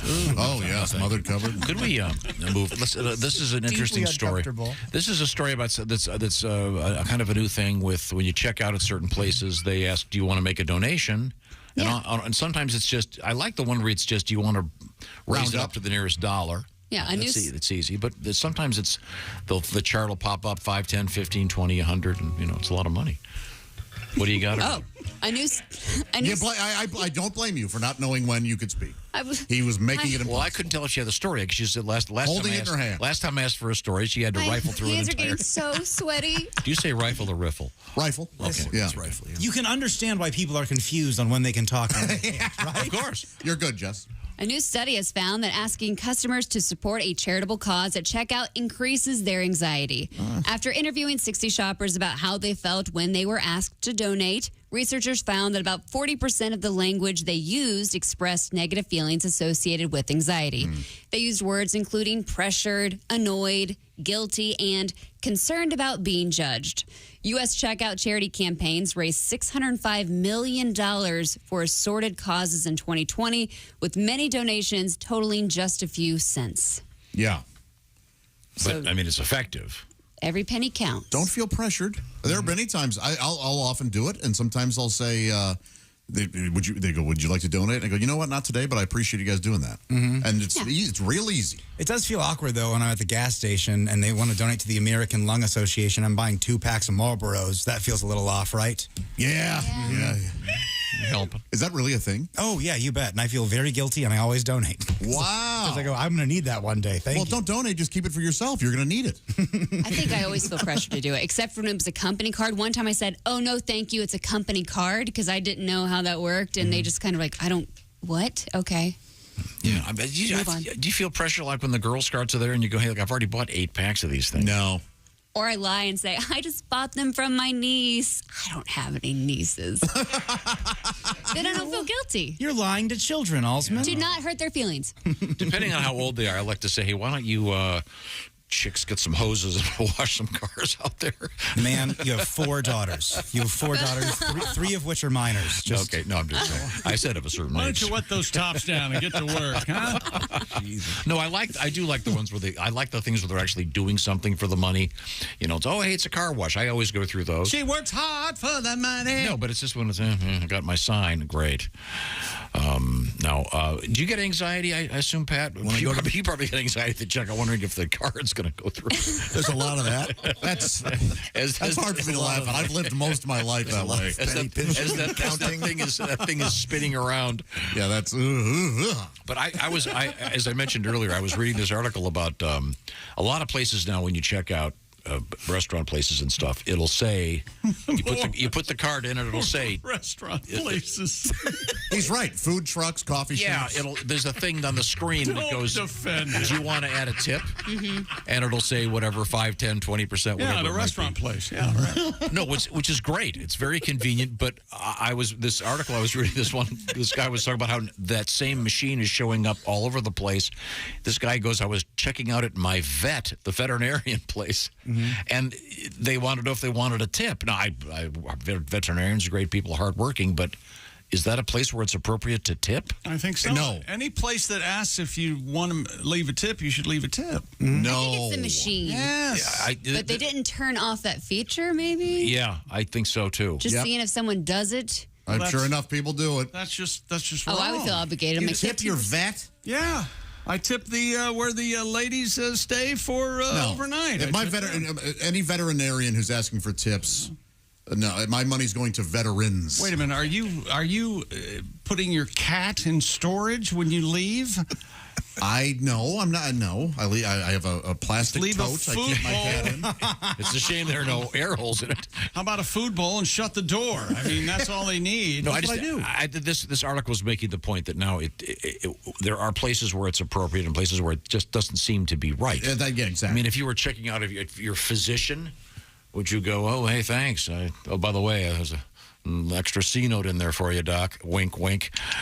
Yeah, no, tips aren't, and nobody's entitled to tips. I stand by You tip it. because they did a good job. If the tip is mentioned on the doodad, leave a tip. I'm talking about those screens, and then there are I places. said that's what I know what you're talking about. There are places that should have it that don't, such as what is it called? Sweet Leaf or Sweet Greens, whatever's the salad bar place. Oh, you'd like to be able to tip somebody? Yeah, and then there isn't a tip thing. Yeah. And there are other places where you go, where's the tip jar? And they go, we're not allowed to have tips. Pat, do you accept tips, Pat? We're going to wait till the next break when I sing the song, if that's what you mean, yes. You have a tip song? No, she's just trying to set up the cashier song. Hey, you know what? Oh, my God. I got a tip for you. Yeah. You should find another job. That's your tip. That's your tip for today. So mean. I'm just trying to help. You don't want my assistance, don't take it. Yeah. I'm just offering. What happened this morning? When we come back, we have a song back? Yes. I'm looking forward to that. We have, we're not going to do Sexy Time today. We're doing it tomorrow. Oh, okay. Because Allie has got some sort of a gig today. But when we come back, we also have, this is unbelievable, in the United States of America, there's an issue with people crossing the border illegally. No. Wait till you hear what it is. You'll be stunned. Those Canadians. This is the Bob and Tom Show. Got something to say? Send us an email. Bob and Tom at bobandtom.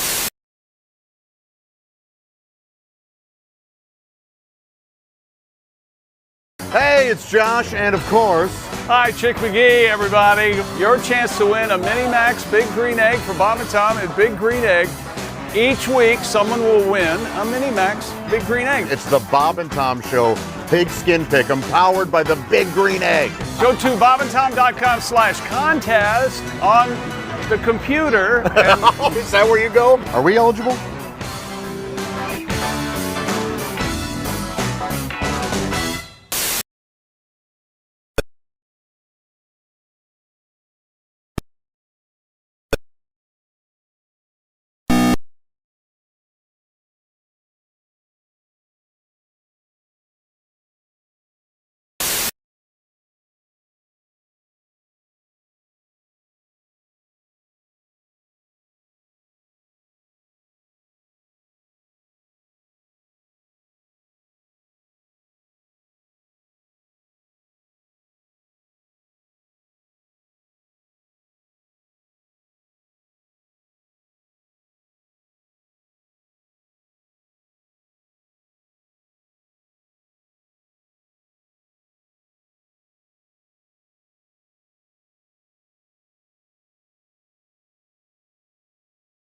See, you and your ladies don't got to worry either, because I got you covered, too. See, my friend Tasha and I are launching an all-female company called Oh, No, You Didn't.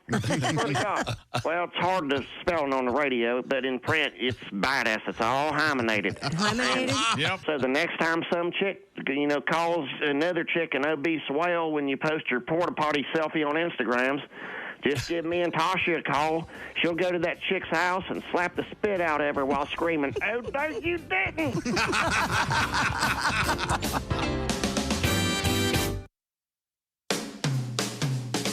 Bob and Tom 24/7. It's not on air. It's online. Bob and Tom 24/7.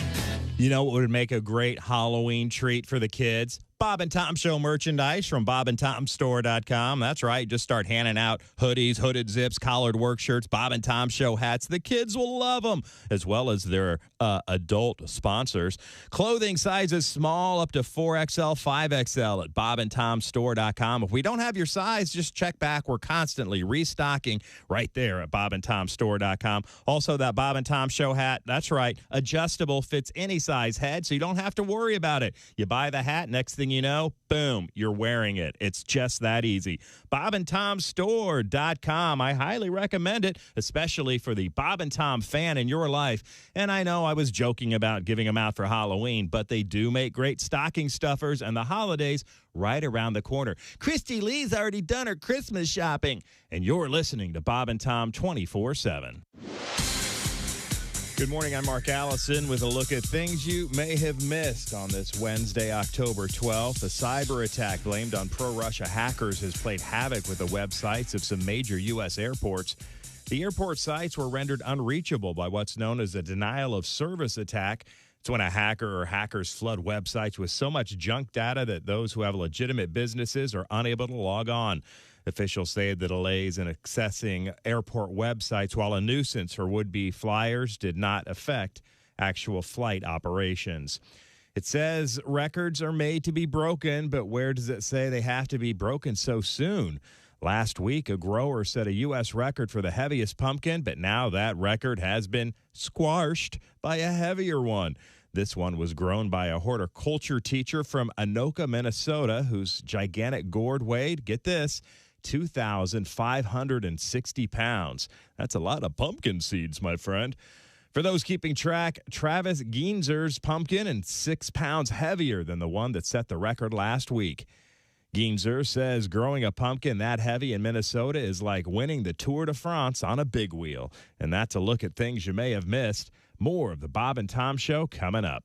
Ladies and gentlemen, Bob and Tom. The Tom Brady divorce, though, this will be the first time I'm cheering for Tom. It's the first human thing he's done in years. Mm-hmm. He's going to mope around the house eating one bite of ice cream. I wonder if Giselle is leaving Brady because his diet doesn't include cunnilingus. He's not allowed. Sweetie, the diet seems to be a theme today. Right. Yeah, well. What do you have on your mind, Kostagi?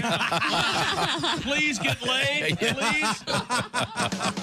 Bob and Tom in the morning and highlights all day long. The Bob and Tom Show, weekday mornings at 6 a.m. Eastern on Bob and Tom 24/7. This is Bob and Tom 24/7. Comedy, guests, Bob and Tom exclusives, and it's here on the internet. Bob and Tom 24/7. With us in the studio, comedian Doug Stanhope. I wanted to talk about something fairly mundane, actually, with Doug. You hate baseball. Am I correct? Baseball players always they look like cops so much. They're so they're so joyless. Are you out of your mind? But no, you watch any other sport and they're happy and they're pumping up the crowd, they're high-fiving. And baseball guys, they just look so joyless and smug, and they just sit there in the dugout and they look like cops. You know how someone gets pulled over, they have no registration, and you need 9 officers, and they all stand around with their arms crossed and self-important looking. No joy in their face. So what do you do during? Because I can tell you love. I'll so bet much. on baseball because I think that's the only reason people watch it is because it's the only thing on in the summer. I hate the Yankees. That's the only reason I watch baseball is to hope the Yankees lose, and I guess that's probably a miserable. Just because they buy their team and their fans are so obnoxious. Like if you're gonna just be cheering in the stands, pick an underdog and have some character. If you have money on the game, it's different. That's like having stock in a company. Yeah. But if you're just going to be a loudmouth, beer-fueled ass bag in the stands. Pick the underdog. Rooting for the Yankees is like going to a casino and cheering for the house. You're already supposed to win. You're standing behind the blackjack table going, oh, dealer busted your ass, bitch. Oh, that's my dealer. I got my dealer jersey on. Hi, fellas. This is Floyd the Trucker, the over-the-road trucker. You're listening to Bob and Tom 24/7, of course. Bob and Tom 24. Hey, welcome back to the Bob and Tom Show. Christy Lee on vacation. There's Jessica Alsman at the news desk. Hello. There's Pat Godwin in the performance room. Hey, chick. Hey, it's Josh Arnold. Hey, chick. Josh is dancing, doing something with his neck, Tom. You don't want to miss it. There's Ace Cosby manning the track phone hotline hot phone. Hey. Okay, two things. We have Life with Tom coming up. Go. There's Willie Griswold. Good morning. I'm Chick McGee, and here's Tom Griswold. What did I do? So I said, look at Josh real quick. He's doing something with his neck. And you shot a look right at Pat Godwin. It was amazing. And then I'm standing in the break room having a piece of candy. Yes. As I do, a little sugar rush. And he comes up behind me and goes, oh, you making a cup of tea? And I go, no, I'm getting a piece of candy. And he goes, oh, I thought this was your cup. And I go, no, that's your cup. It was in his own personal Keurig that had to be set up just for you. I forgot the last break. I started a cup of tea. Yes. It was half done. I had to get in here, so I slipped another thing, and I forgot about it. No. It's quite delicious. Thank you. Your cup. Very good. I was wondering why you were over at my Keurig. You lunatic. We were talking about your father's a lunatic. This issue in which now when you check out of certain places, they ask you to make a donation to a charity, or sometimes they go, hey, do you want to just round up? The round up one is a no-brainer. Not necessarily, man. Not everybody is in a position to do it. So don't feel bad about saying no. Take care of yourself. I always like it when they match the donation. I think that's great. When I'm helping out, you're helping a little bit too. That's fun for me. Yeah, I certainly agree with that. But now, so checking out with a cashier, you have a song about that, Pat? Yeah, I get anxious about that. I'm trying to check out, and I got that chatty clerk. Yeah, I just want to pay for my stuff now, and I'm almost late for work. Such a chatty clerk. She says that's a lot of toilet paper for just one family. Who's the headlight shampoo for? And these suppositories. Just ring me up, chatty clerk. Come on now. All she wants to do is talk my ear off. Such a chatty clerk. All I want to do is pay for my scratch-offs. Yeah. Oh, you're such a chatty clerk. The tampons on my daughters, yes, thank God that she's not late. The ice cream is for me, yes, I'm aware I'm overweight. She says, aren't you Patty G? From the Bob and Tom Show. Are you really that horny? My mom wants to know. Josh, with that much pizza, I love sports with chick. Does Tommy G really have a 12-inch? Don't say it. Shut up, chatty clerk. Oh, now I'm the jerk. Chatty clerk. Oh, nice. Very good, Pat. Very good. Cha-cha-cha. Got another letter. We were talking about the Blink 182 reunion. Oh, sure. And I think it's great. I think it's going to be fun, and I think it'll sell lots of tickets. But Chick had a problem with it. I did. I got a lot of problems with a lot of stuff. And I got a letter about that. Oh, with me? He's got a problem with me? They shouldn't have a problem with me. Dear Idiots and the lovely Jess. Oh, this is sweet. Thank you. Isn't that nice? I've listened to your show my whole life. I just wanted to say, Chick reminds me of my grandfather when he gets mad about the Blink 182 concert. That's right. You're darn right. My grandpa would always yell at me, screaming, "That's not music." You're darn right it's not. And then he would blast polka music on his boombox.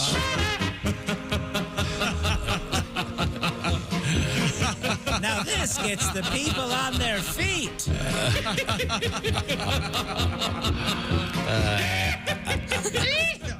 I'm kind of scared.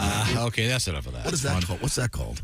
Laughing polka, maybe? Yeah. Laughing polka. It's a laughing polka song or something. What do you think it was? Smoke Gets in Your Eyes? Something like that. I missed it. Weird Al has a song called Polka Your Eyes Out. Makes me laugh every time. Wow. The name alone does a lot of the work. Exactly. Poke your eyes out. Yeah, he has to be pretty clean. Who wants to hear? You have to wonder if there's Poke like a your dark side. This next one called "Poke on My Ass." It's Dirty Al, baby. Dirty Al Yankovic. Weird Al yank my dick. Once over there, just ignore it. Just ignore it. Jessica is sitting in for Christy. What else have you got over there, Ms. Alsman? New Zealand has proposed taxing the greenhouse gas produced by cows' flatulence. Yeah, of course they have. Burping and peeing. Was that real? That was like a long way down. Like a haunted burp. That was very. Oh, the tax meant to combat climate change was condemned by farmers. Prime Minister Jacinda Ardern said all the money collected from the proposed farm tax would be put back into the industry to fund new technology, research, and incentive payments for farmers. Shut up. Don't blame the messenger. No, not you. I was not telling Alsman to shut up. It seemed like that. I was telling the Prime Minister of wherever this is. Yeah, why hurt farmers? That seems so unfair. New Zealand is a pretty big place. Yeah. Maybe you might want to check it out. It's not that kind of there in the ocean there. It's not too far from we could invade. Australia, sure. We could invade quite easily. Oh, no. It's The beautiful. orcs. Didn't they just film all of those Lord of the Rings movies there and stuff? Yeah, well, that makes it worthy saving, I guess. Yeah. Well, no, it's a gorgeous spot. It is gorgeous. How are they going to? I mean, are they literally? Bilbo says, how do they count how much flatulence a cow? Yeah. I don't know how you measure any of that stuff. You one of those clicker things that a bouncer uses? Oh, yeah. It's so funny if a guy did You sit by a cow all day, multiply it by 20. Click, click, click. Oh, was that a silent one? Get close. Guys wearing a T-shirt that says "Eat more veal." You get them while they're young. You see. Hey, today is National Farmers Day, too. Oh, how nice. Yeah, think a farmer. They do a lot. They sure do. Hey, farmer.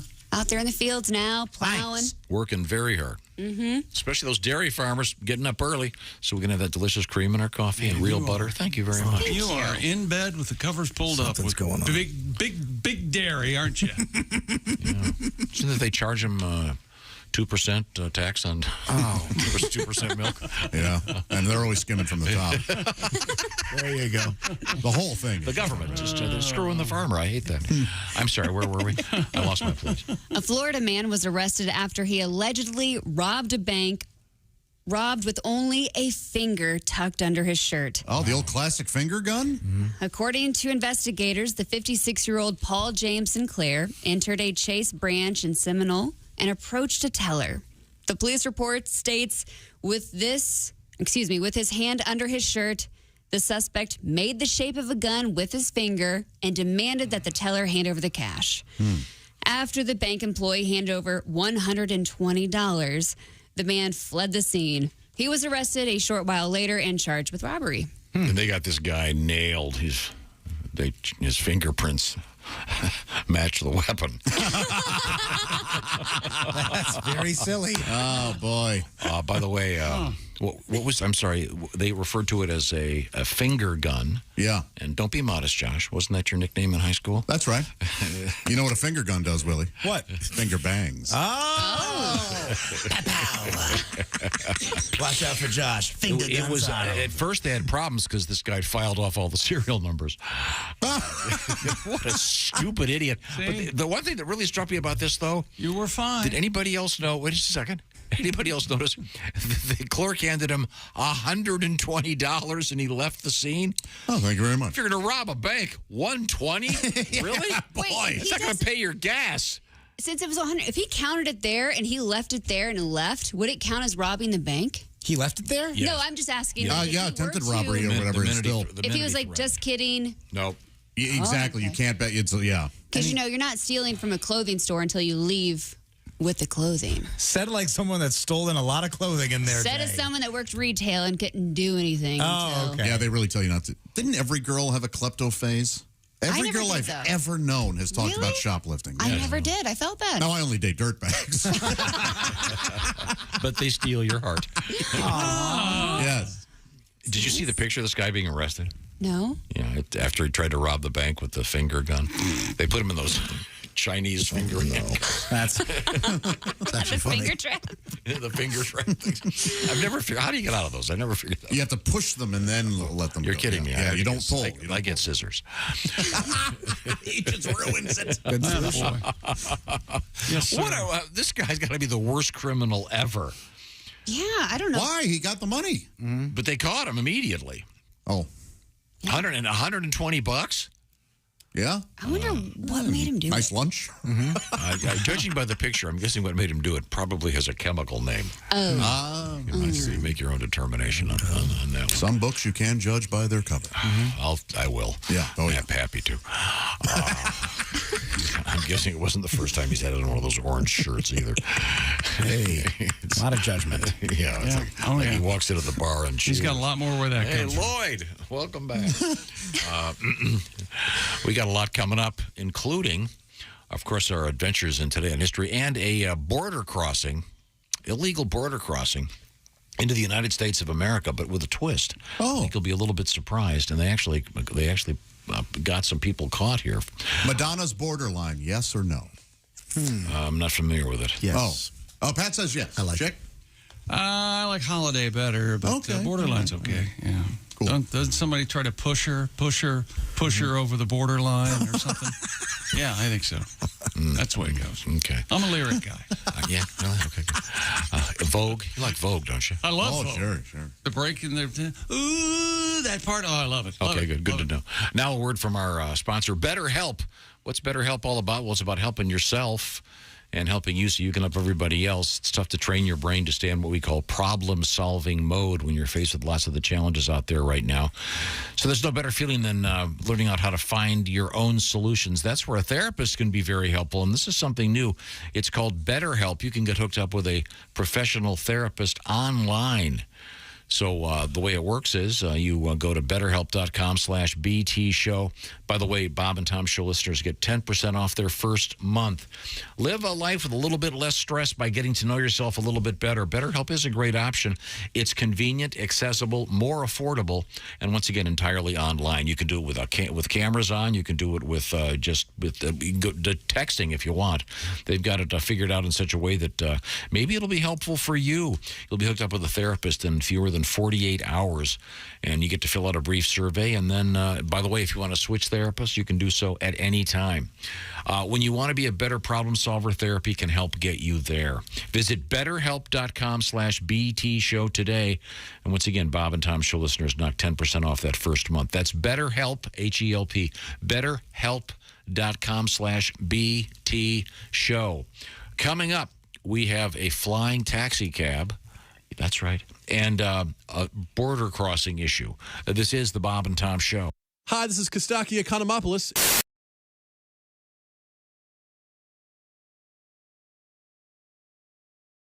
Hey, it's Josh, and of course... Hi, Chick McGee, everybody. Your chance to win a Mini Max Big Green Egg for Bob and Tom at Big Green Egg. Each week, someone will win a Mini Max Big Green Egg. It's the Bob and Tom Show Pigskin Pick'em, powered by the Big Green Egg. Go to bobandtom.com/contest on the computer. And is that where you go? Are we eligible?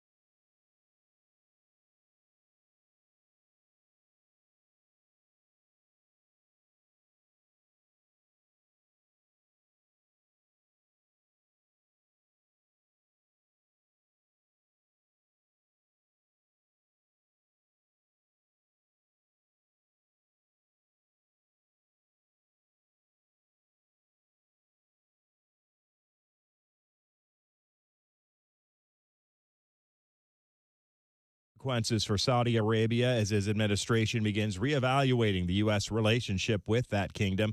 That's after the OPEC Plus alliance of oil-producing nations announced it would cut oil production.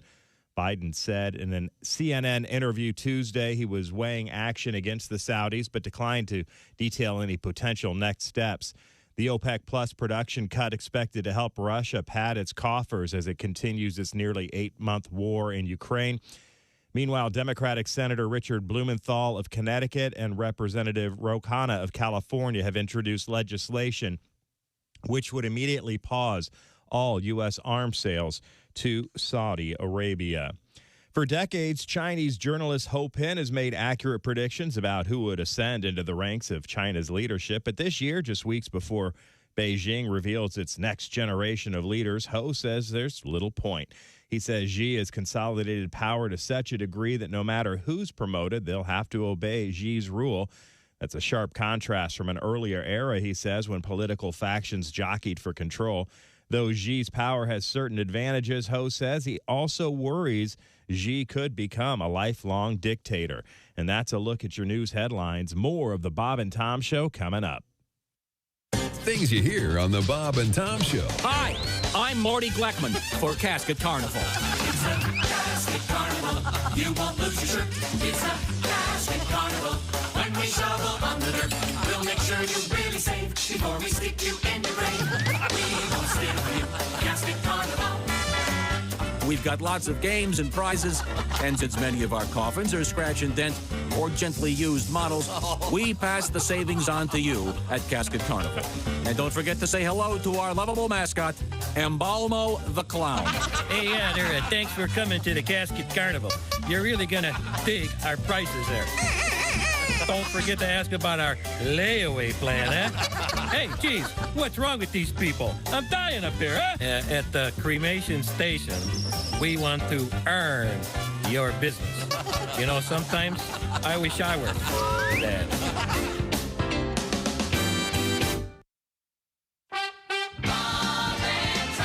Hi, this is Tom. Coming up Thursday morning in the Bob and Tom Show, we'll hang out with comedian Al Jackson and get some music from Pat Godwin. The scariest thing you've ever seen is a divorced guy with no candy, no girlfriend, no prospects, no job, no pants, no idea. It's Halloween. That's Thursday morning on the Bob and Tom Show. The Bob and Tom Show, weekday mornings at 6 a.m. Eastern on Bob and Tom 24/7. Bob and Tom, 24/7. Comedy via your computer. Bob and Tom 24/7. This is Bob and Tom, 24/7. Are odors in your home a constant problem? Do you live with a smoker, have pets, or simply have annoying kitchen cooking odors that just won't go away? Do you ever hear comments like this? Gee, Janet, I never thought of fertilizing houseplants with cow dung. Or has a house guest ever said, Great room freshener, Bill. What do you call it? Early American locker room? You've tried carpet deodorizers, spray mist, incense, stick-up fragrance dispensers, and even plug-in devices that temporarily mask the smells in your home. Nothing seems to work. That's why Home Products Incorporated, a division of Frigamall Industries, is proud to announce its latest innovation, Le Clip. With Le Clip, foul-smelling odors seem to miraculously disappear. Simply put Le Clip over your nose and the nose of visitors to your home and see what a difference it can make. Hiya, Mary. How you been? Wonderful, Janet. Hey, your house smells great. See how easy? If you pick up Le Clip today, and if you're not delighted with the results, we'll send your money back. Le Clip, by the same company that brought you Le Blindfold, the product that makes messy, cluttered homes look more neat and organized. Gosh, honey, the house has never looked better. Le Blindfold and Le Clip. Hey, welcome back to the Bob and Tom Show. Sounds hostile. Jessica Alsman at the news desk. Christy Lee on vacay. Hi. There's Pat Godwin in the performance room. Hello. There's Josh Arnold at the sidekick chair. Tom Chick is accusing me of being an ass kisser to you. First of all, wipe your mouth off. Looks like you've been sucking down. Here's what happened. Tom was telling This is off-air telling talk. a story about Not a story. Here's what I do with smoothies. And No, I was Josh fired discussing- back. That's a good idea. That's a really good idea. Oh, you use kale and peanut butter there, That's Mr. amazing. It was a good idea. No, it's a good idea if you're a smoothie person using riced cauliflower to make it nice and thick. healthy, I've never heard of that before. It's delicious. It's the kind of thing you might stumble upon if you're reading some kind of intelligent journal, as opposed to Hey, Cosby's leafing here. through the latest Yeah, comic there's book. Willie Griswold. Yo. I'm Chick McGee. Here's Tom. Good way to sneak in vegetables. Hi, buddy Tom. And we have another sound effect. Can you identify this sound? Oh, ready? Ready? Okay.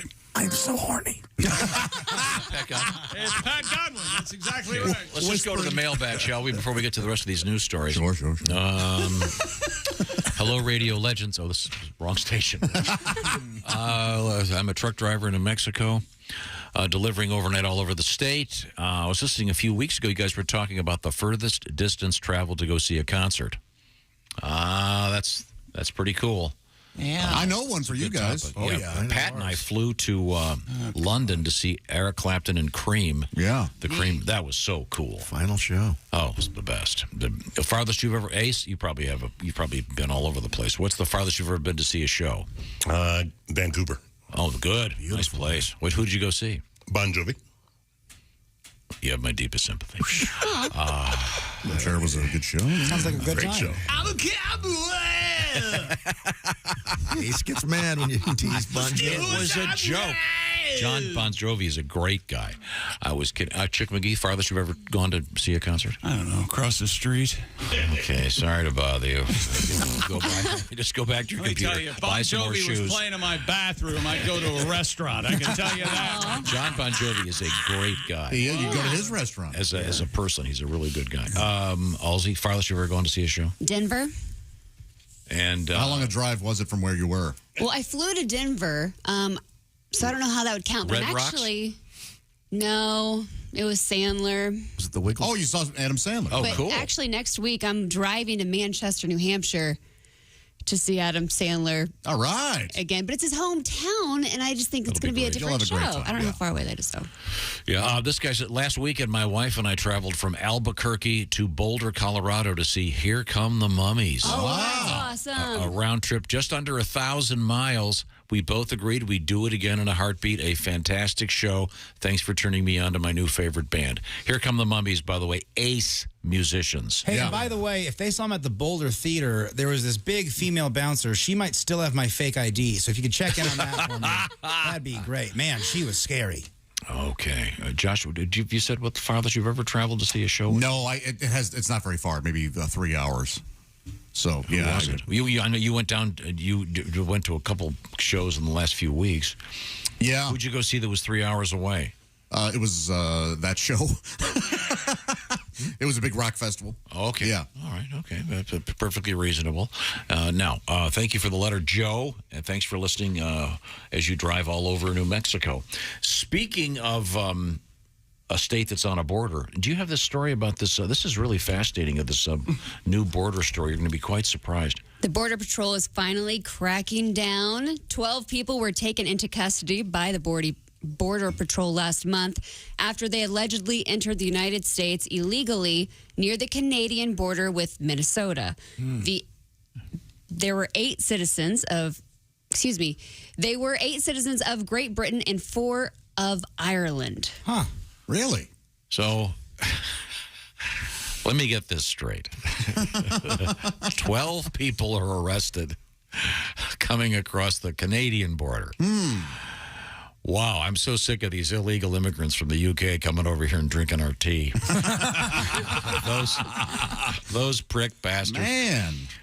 So Does anyone see a disparity here? Am I the only one concerned about the... Okay. Man. Just asking. All right. 12 people. Yeah. Makes the national news wire. Okay. Did you say something about the border, Tom? I did. Oh. Which one is this? Right to the line. It's the borderline. By Madonna. What are you, dumb? No, so I'm not familiar with her work. Early hits, baby. Yeah, the intro's a little weak, along with the rest of the song, but Oh, my God. Could you turn that off? I have a new puppy. I don't want her to jump off the cliff. I know synthesizers are cool, but you can use real instruments sometimes. Sure you can. Right? You don't need to have everything. That's exactly right. Yeah. That was the 80s, as Pat just Pushing said. me over the Canadian border. Okay, what else you got? 3 fishermen who went missing on a fishing trip were rescued by the U.S. Coast Guard as they fended off shark attacks. Have you seen this? Have you seen this? This is unbelievable. No. That's what they get. The Is it? The 3 men whose 24-foot boat sank in the Gulf of Mexico off Empire, Louisiana, survived for 28 hours in the water. Luan Wen and Sun Wen were left to cling to an improvised float, while the third, Feng Li, swam several miles for help. Wow. The pair was eventually surrounded by sharks, and though one bit Luan's life vest, he managed to jab one of the animals in the eyes, causing it to swim off. What a badass. That's what you're supposed to do with sharkies. Yep. Andrew Stone of the Coast Guard said the men were being circled and harassed by 4 black-tip sharks. Hey, what are you guys doing, huh? How you think you're in the ocean, huh? What's going on over there? Harassed. Oh, my God, they got sharp stuff. Get out of here. Even as rescuers were pulling the pair from the water, so they kept at it. Yo. He said the men were too tired to even be panicking. We can't worry about these sharks. All 3 men survived the ordeal and are now recovering at home. Thank goodness. That's why I prefer Great Lakes fishing. You know, worst case scenario, you're getting bit by a trout. Yeah. A trout bite can be pretty vicious. Oh, boy. Maybe Kills ones of people a decade. Maybe a muskellunge. I don't know. But the old muskie. Pretty scary. Yeah. 28 hours in the sea. Yikes. And just before it's rescue time, the sharks are circling. Wait a minute. Where are you with why don't we charge these guys for the what it costs to make the rescue? Mm-hmm. Where are you on this? That's what you normally say. Well, no, it's different if you're someone How's it different? Well, if you're an irresponsible hiker and you don't have the proper equipment and you go out there when it's freezing cold and they have to bring helicopters and everything else, that's one thing. Mm-hmm. Obviously, fishing is an industry and accidents will happen. So these guys were trapped in the sea for 28 hours, these fishermen. Right. And there were sharks circling them. They were under attack, and they just barely got rescued. Gulf of Mexico. They catch anything? Oh. That's a very fisherman-esque. That's like if 2 fishermen in a bait shop were talking. Yeah, so actually, there was probably just 1 shark, but since they're fishermen, there were 20 sharks. 9 feet long. Well, yeah, but that's really They catching anything? That's like a Reader's Digest. Glad they got him. Yeah. The Pigskin Pick'em winner this week, Joel Mush. He is a fisherman, so maybe you guys can talk. Oh, sure. Shop. I'd love to talk to another fellow angler. Yeah, he won himself a big green egg mini max. You can too. Thanks for bringing this up, Jessica. It's the Bob and Tom Pigskin Pick'em, and the challenge happens every week. We are now entering week. We're entering week 5? Entering week 5. 6. We're entering week 6. And so you can make your picks before the Thursday night game starts. So do it today or tomorrow. And you just have to pick all the winners. You don't have to go against the spread. Just pick the winners. And the rules are on the website. Joel got... No. Sometimes it's still better to explain it. And Is it? When? Yes. I'll walk people through this, much like I walk you on how radio works. Here we go again. Continue to do in just a few minutes. And you can enter I had an idea for a new feature. What do you got, Tom? What do you got, buddy? See if you like this idea. I thought of this yesterday. Okay. We'd have a jingle, and it would be called a feature called "We Know This Is Radio, But," and it would be something incredibly visual. Yeah. Which we're kind of famous for on this show. Usually the show starts out, "Hey, nice shirt, Christy." No one can see it. Unless you're watching on the YouTube, right? That's correct. Okay. Right. And we did our Ace Cosby joke of the day today, did we not? You were falling over laughing. Oh, we sure did. Yeah, you Chow mein. Mm-hmm. Oh, that was it. Yeah. Oh, dear. That was weak. But it makes sense that you would be wondering about it an hour later. Yeah. See? There's finally a payoff. You don't remember Pat's follow-up? Oh, no, don't even try. Like cooking a wok. I'd be better the second time. Pigskin Pick'em. Get it done today. BobandTom.com/contest. You could win the big green egg mini max.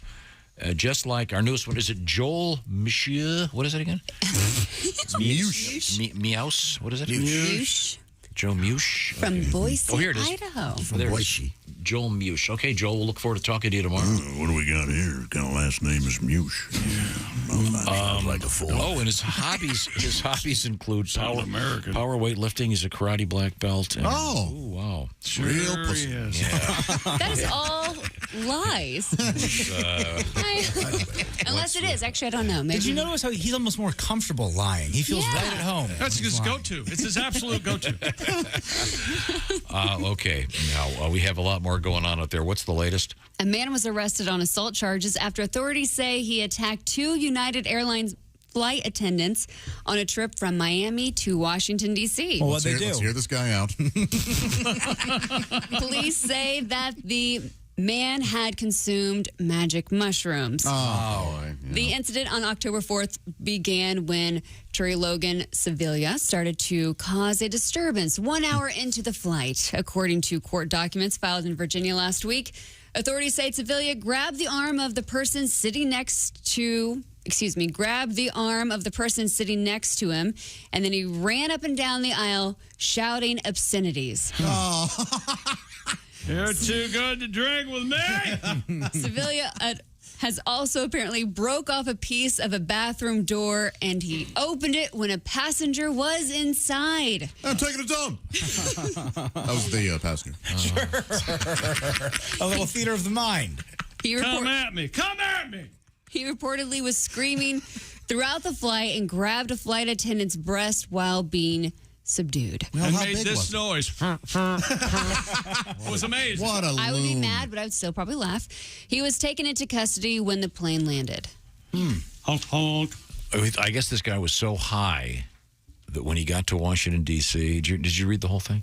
He was so high that he saw Democrats and Republicans working together to benefit the American people. No, that is high. They go, this guy must be stoned. Because they just do not like each other. Bob Hope, You thought David Crosby was 8 miles high. Ladies and gentlemen, It's the Raquel Welch, ladies. They were on that Jefferson airplane, you see. God, but I like your hope. Taking the mushrooms. Yeah, how about that Brooke Shields? That plane, the plane came down before he did. Yeah. Do you like that better than his Peter Lind? Paul Lind. Yeah. Oh, geez. Yeah, but you should hear his Peter Lind. It's amazing. If you don't know who Peter Lind is, you're missing out. Coming up I'm his brother. later this week, maybe next week. What's that? I am currently being couriered a super rare Paul Lind comedy album. I can't wait. Never released. Oh, my God. Never released. Never released. How did you get it? If it was never released. It's, I know people. Wow, I can't wait. And these people listen to the show and they go, they know how much we love Paul Lind. Yeah. Oh, look, Paul Lind's here. Yeah, we could do the line of the day. My gosh. Paul Lind. Yes. What do you... No, you want the intro? We got intro music for this now? You have a question from yesterday. Sexy man with a deep voice. Mr. Paul Lind. Here he is with his joke of the day. Now, Paul, what do you call a man who gives you diamonds and pearls? I'd call him darling. Mr. Paul Lind. Joke of the day. Yes, you would. Wow. That guy was the funniest ever. Actual line. And you met him, right? Yeah. You didn't have to drive him around Ohio for some reason? Because he had some drinking issues. There's 2 great stories, but I can't repeat them. They're so dirty. I know that when he was doing Hollywood Squares, they eventually had to just get him a limo in and out because he... Yeah, we did too. We drove him around all week at Kelly They would spend the whole day. I'm surprised he was able to get up to that center square on the steps without killing himself. Was he kind to you? He was hilarious. Yeah. Really, really funny, yeah. Of course, he plays the dad in Bye Bye Birdie. Yes. Not to be missed. He sings that the great "We're to be on Ed Sullivan" song. And boy, we didn't realize when that movie came out, what an acting job he was doing. I took him to his trailer and it was filthy, and he said something. He says, "This." I won't use the word he used. Yeah, but he said, "This smells like a woman." I think. Man, he was a riot.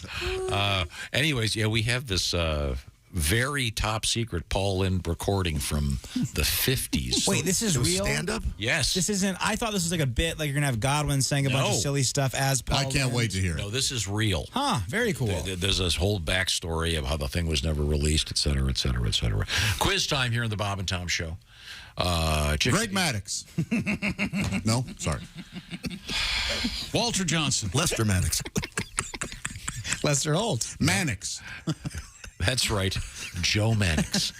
Portrayed by Krekor Yohannian or something like that. Krekor Yohannian. That was his name. Wow. Huh. Yeah, that actor. Krekor? Yeah. I think it was K-R. Krekor Ohanian, yes. It wasn't Krakor. I think it was Krekor. Anyway, what's your question? Mike, question. Who portrayed Joe Mannix? I don't know. Mike Connor? Mike Connors. Mike Connors, but his real name. Or Mike Connors. You look up his real name. It's something like Krekor Yohannian, an Armenian Jew. This is my fault. Yep. Yeah. That was no toupee either. That was Elvis's hair. The question to Chick McGee is, what is your sleep number setting? 100. I like a firm mattress, There you go. I know firm. Christy likes a 45, I've been told, which is a not-so-firm mattress. And at the touch of a button, she could change her side of the bed to 100. And but the other side of the bed could still be whatever you want. That's because it's the Freedom Mattress. Sleep number. They have got sleep down. They know that every great day starts the night before, so choose proven quality sleep. And here's something brand new. 8 out of 10 couples say that one of them sleeps either too hot or too cold. And science tells us that regulating your sleep temperature can lead to higher quality sleep.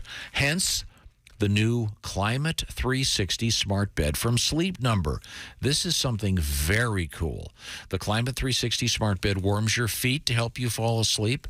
It actively draws heat away from your body to help you cool so you stay asleep longer and deeper. Get the details at your Sleep Number store. Try one out. The new Climate 360 smart bed, available exclusively at Sleep Number bed stores. How do you find them? sleepnumber.com/BT show. By the way, Sleep Number, the official sleep and wellness partner of the National Football League. Coming back with important things in the world of history and a little bit of a review. This is the Bob and Tom Show. Thanks for listening to the Bob and Tom Show this morning. Catch any part of the show you missed later today on our YouTube channel.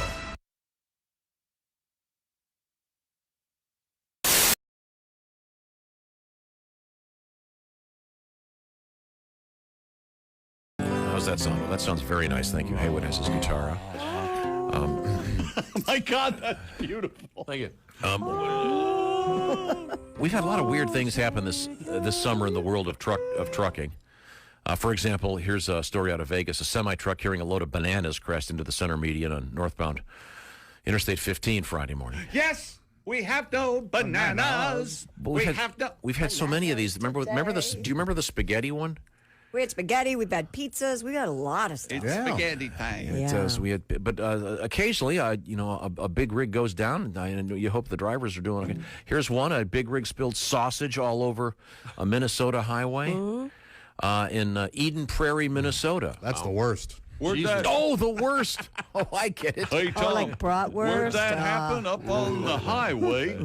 I'm surprised it didn't happen in Johnsonville. You see, however, if you're going to do that, if you're going to do that, well. You know what? Those kids in Johnsonville are misbehaving. They're all Brats. Okay, there we go. Brats better. Yeah.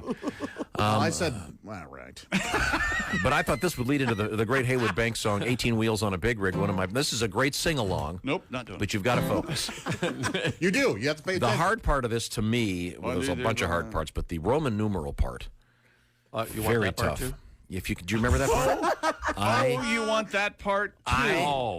XVI. Or we could have them. XVI. Enough about you, though.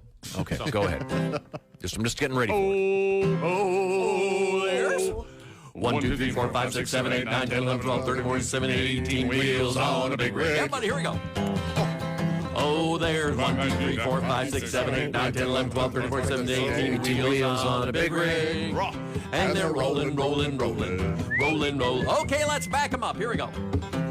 Oh, there's 18, 17, 16, 15, 14, 13, 12, 11, 10, 9, 8, 7, 4, 6, 5, 4, 3, 2, 1. Wheels on a big rig. Okay, the even numbers. This is an easy. Oh, there's 2, 4, 6, 8, 10, 12, 14, 16, 18 wheels on a big rig. And they're rolling, rolling, rolling, rolling. Okay, by 1.5. Here we go. Uh-oh. Oh, there's 1.5, 3, 4.5, 6, 7.5, 9, 10.5, 18 13. We on a big rig. And they're rolling, rolling, rolling, rolling, rolling. Okay, the odd numbers. Here we go. Oh, there's 1, 3, 5, 7, 11, on a big rig. And they're rolling, rolling, rolling, rolling, rolling. Okay, Roman numeral. I'm ready for this one. All right, go. Oh, there's I, V, V, V, I, V, I, V, I, X, X, X, I, X, I, X, I, X, I, V, X, V, X, V, I, X, V, I, X, V, I, wheels on a big rig. Very good. Roman, Roman, Roman, Roman, Roman, Roman. Okay, Roman numerals backwards. Here we go. No. Oh, there's XV, I, XV, I, XV, I, XV, XIV, XII, XII, XI, XIX, V, I, V, I, V, I, V, I, V, I, wheels on a big rig. And they're Roman, Roman, Roman, Roman, Roman, Roman. All right. Zowie. The backwards one, the backwards one. That's impressive.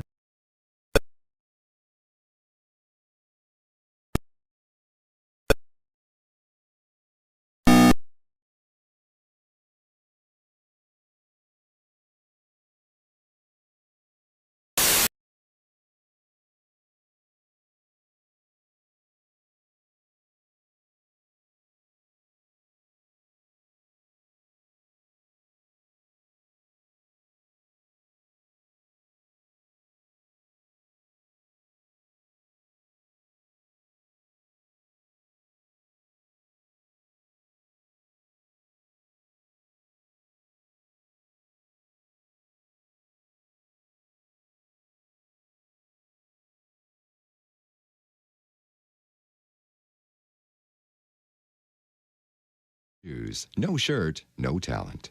For Batman, it was Batgirl. For Superman, it was Supergirl.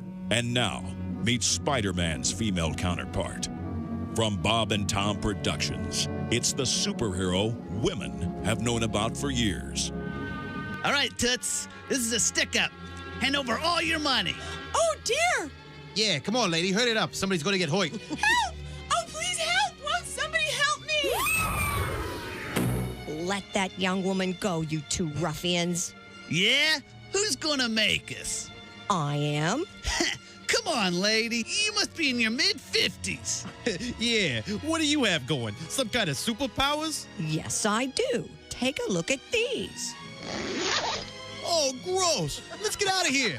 It's Spider-Vein Woman. Oh, God, no! Spider-Man got his superpowers from being bitten by a spider. Spider-Vein Woman got her powers from working as a waitress for 17 years. Don't make Spider-Vein Woman show you her legs, because if she has to, she will. Look at this one. I think I'm gonna puke. Oh, here, hold my purse. I'll show you my hysterectomy scar. When you need help, call on the only superhero who wears long polyester pants, comfortable support hose, and sensible shoes. She's Spider-Vein Woman. Coming soon to a theater near you. You're listening to Bob and Tom 24/7.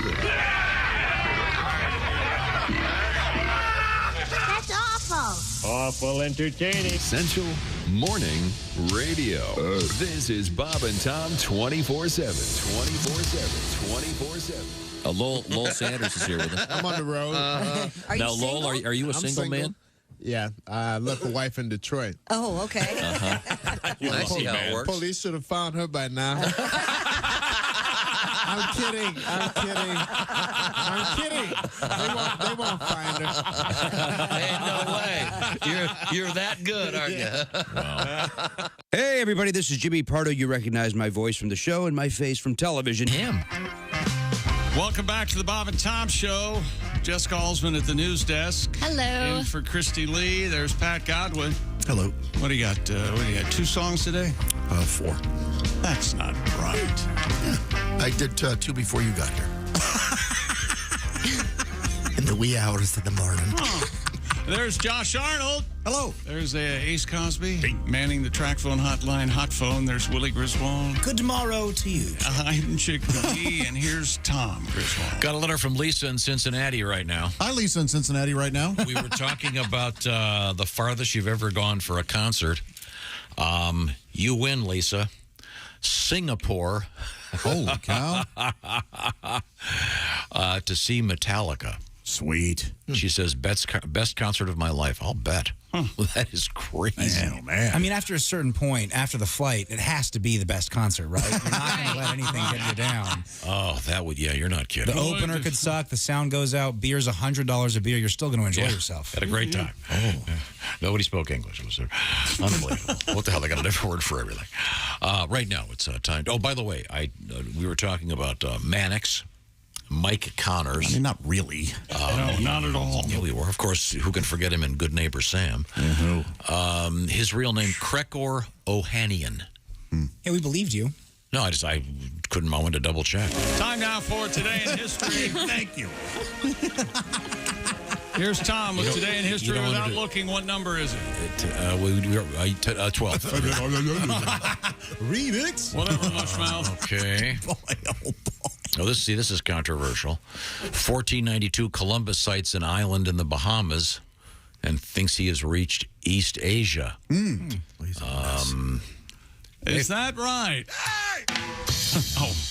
And he was actually more than 1,000 miles from Columbus, Ohio. Yeah, is that something? He had no idea.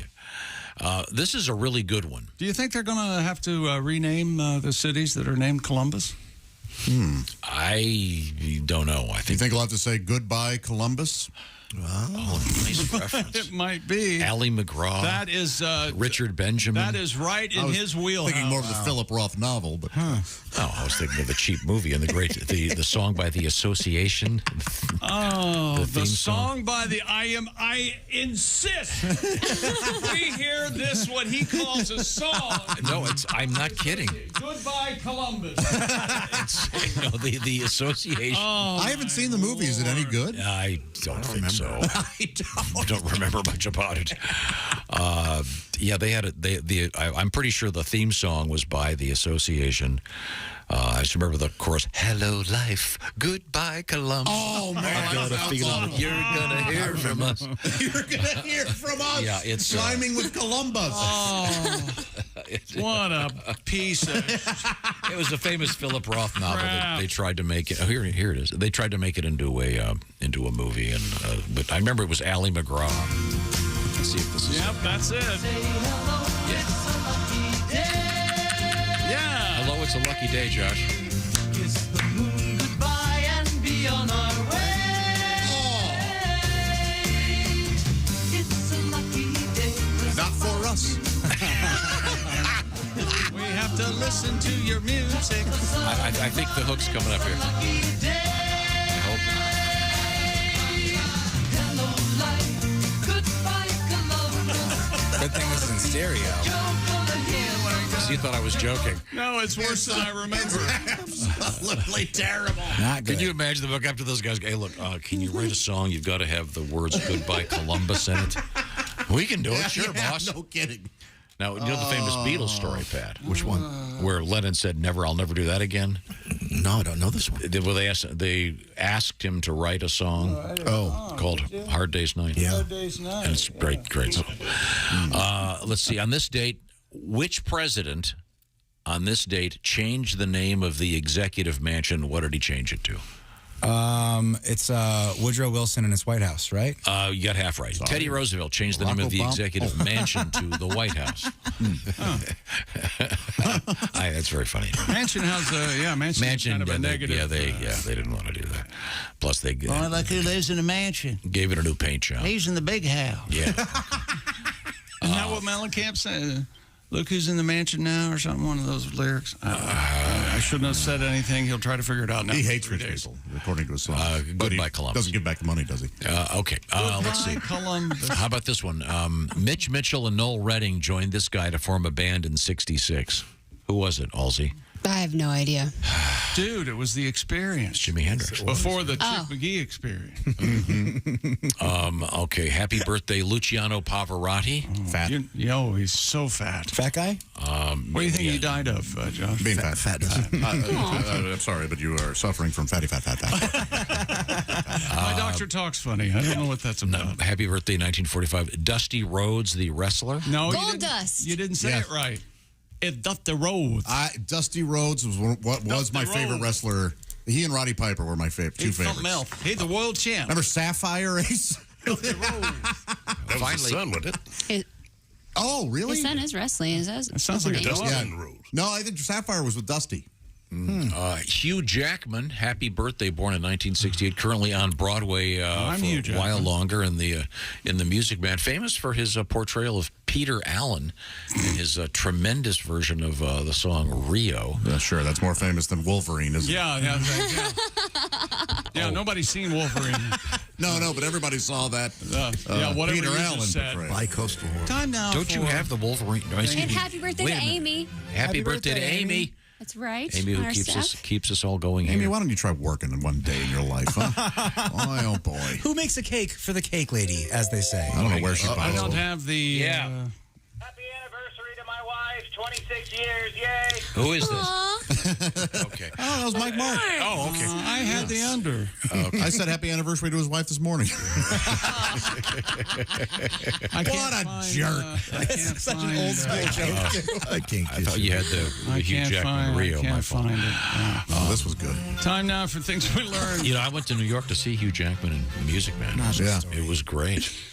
And did I tell you the people behind me were speaking a foreign language, talking to people in front of me? And What'd that sound like? Yeah, you did. It was You told us this 3 times.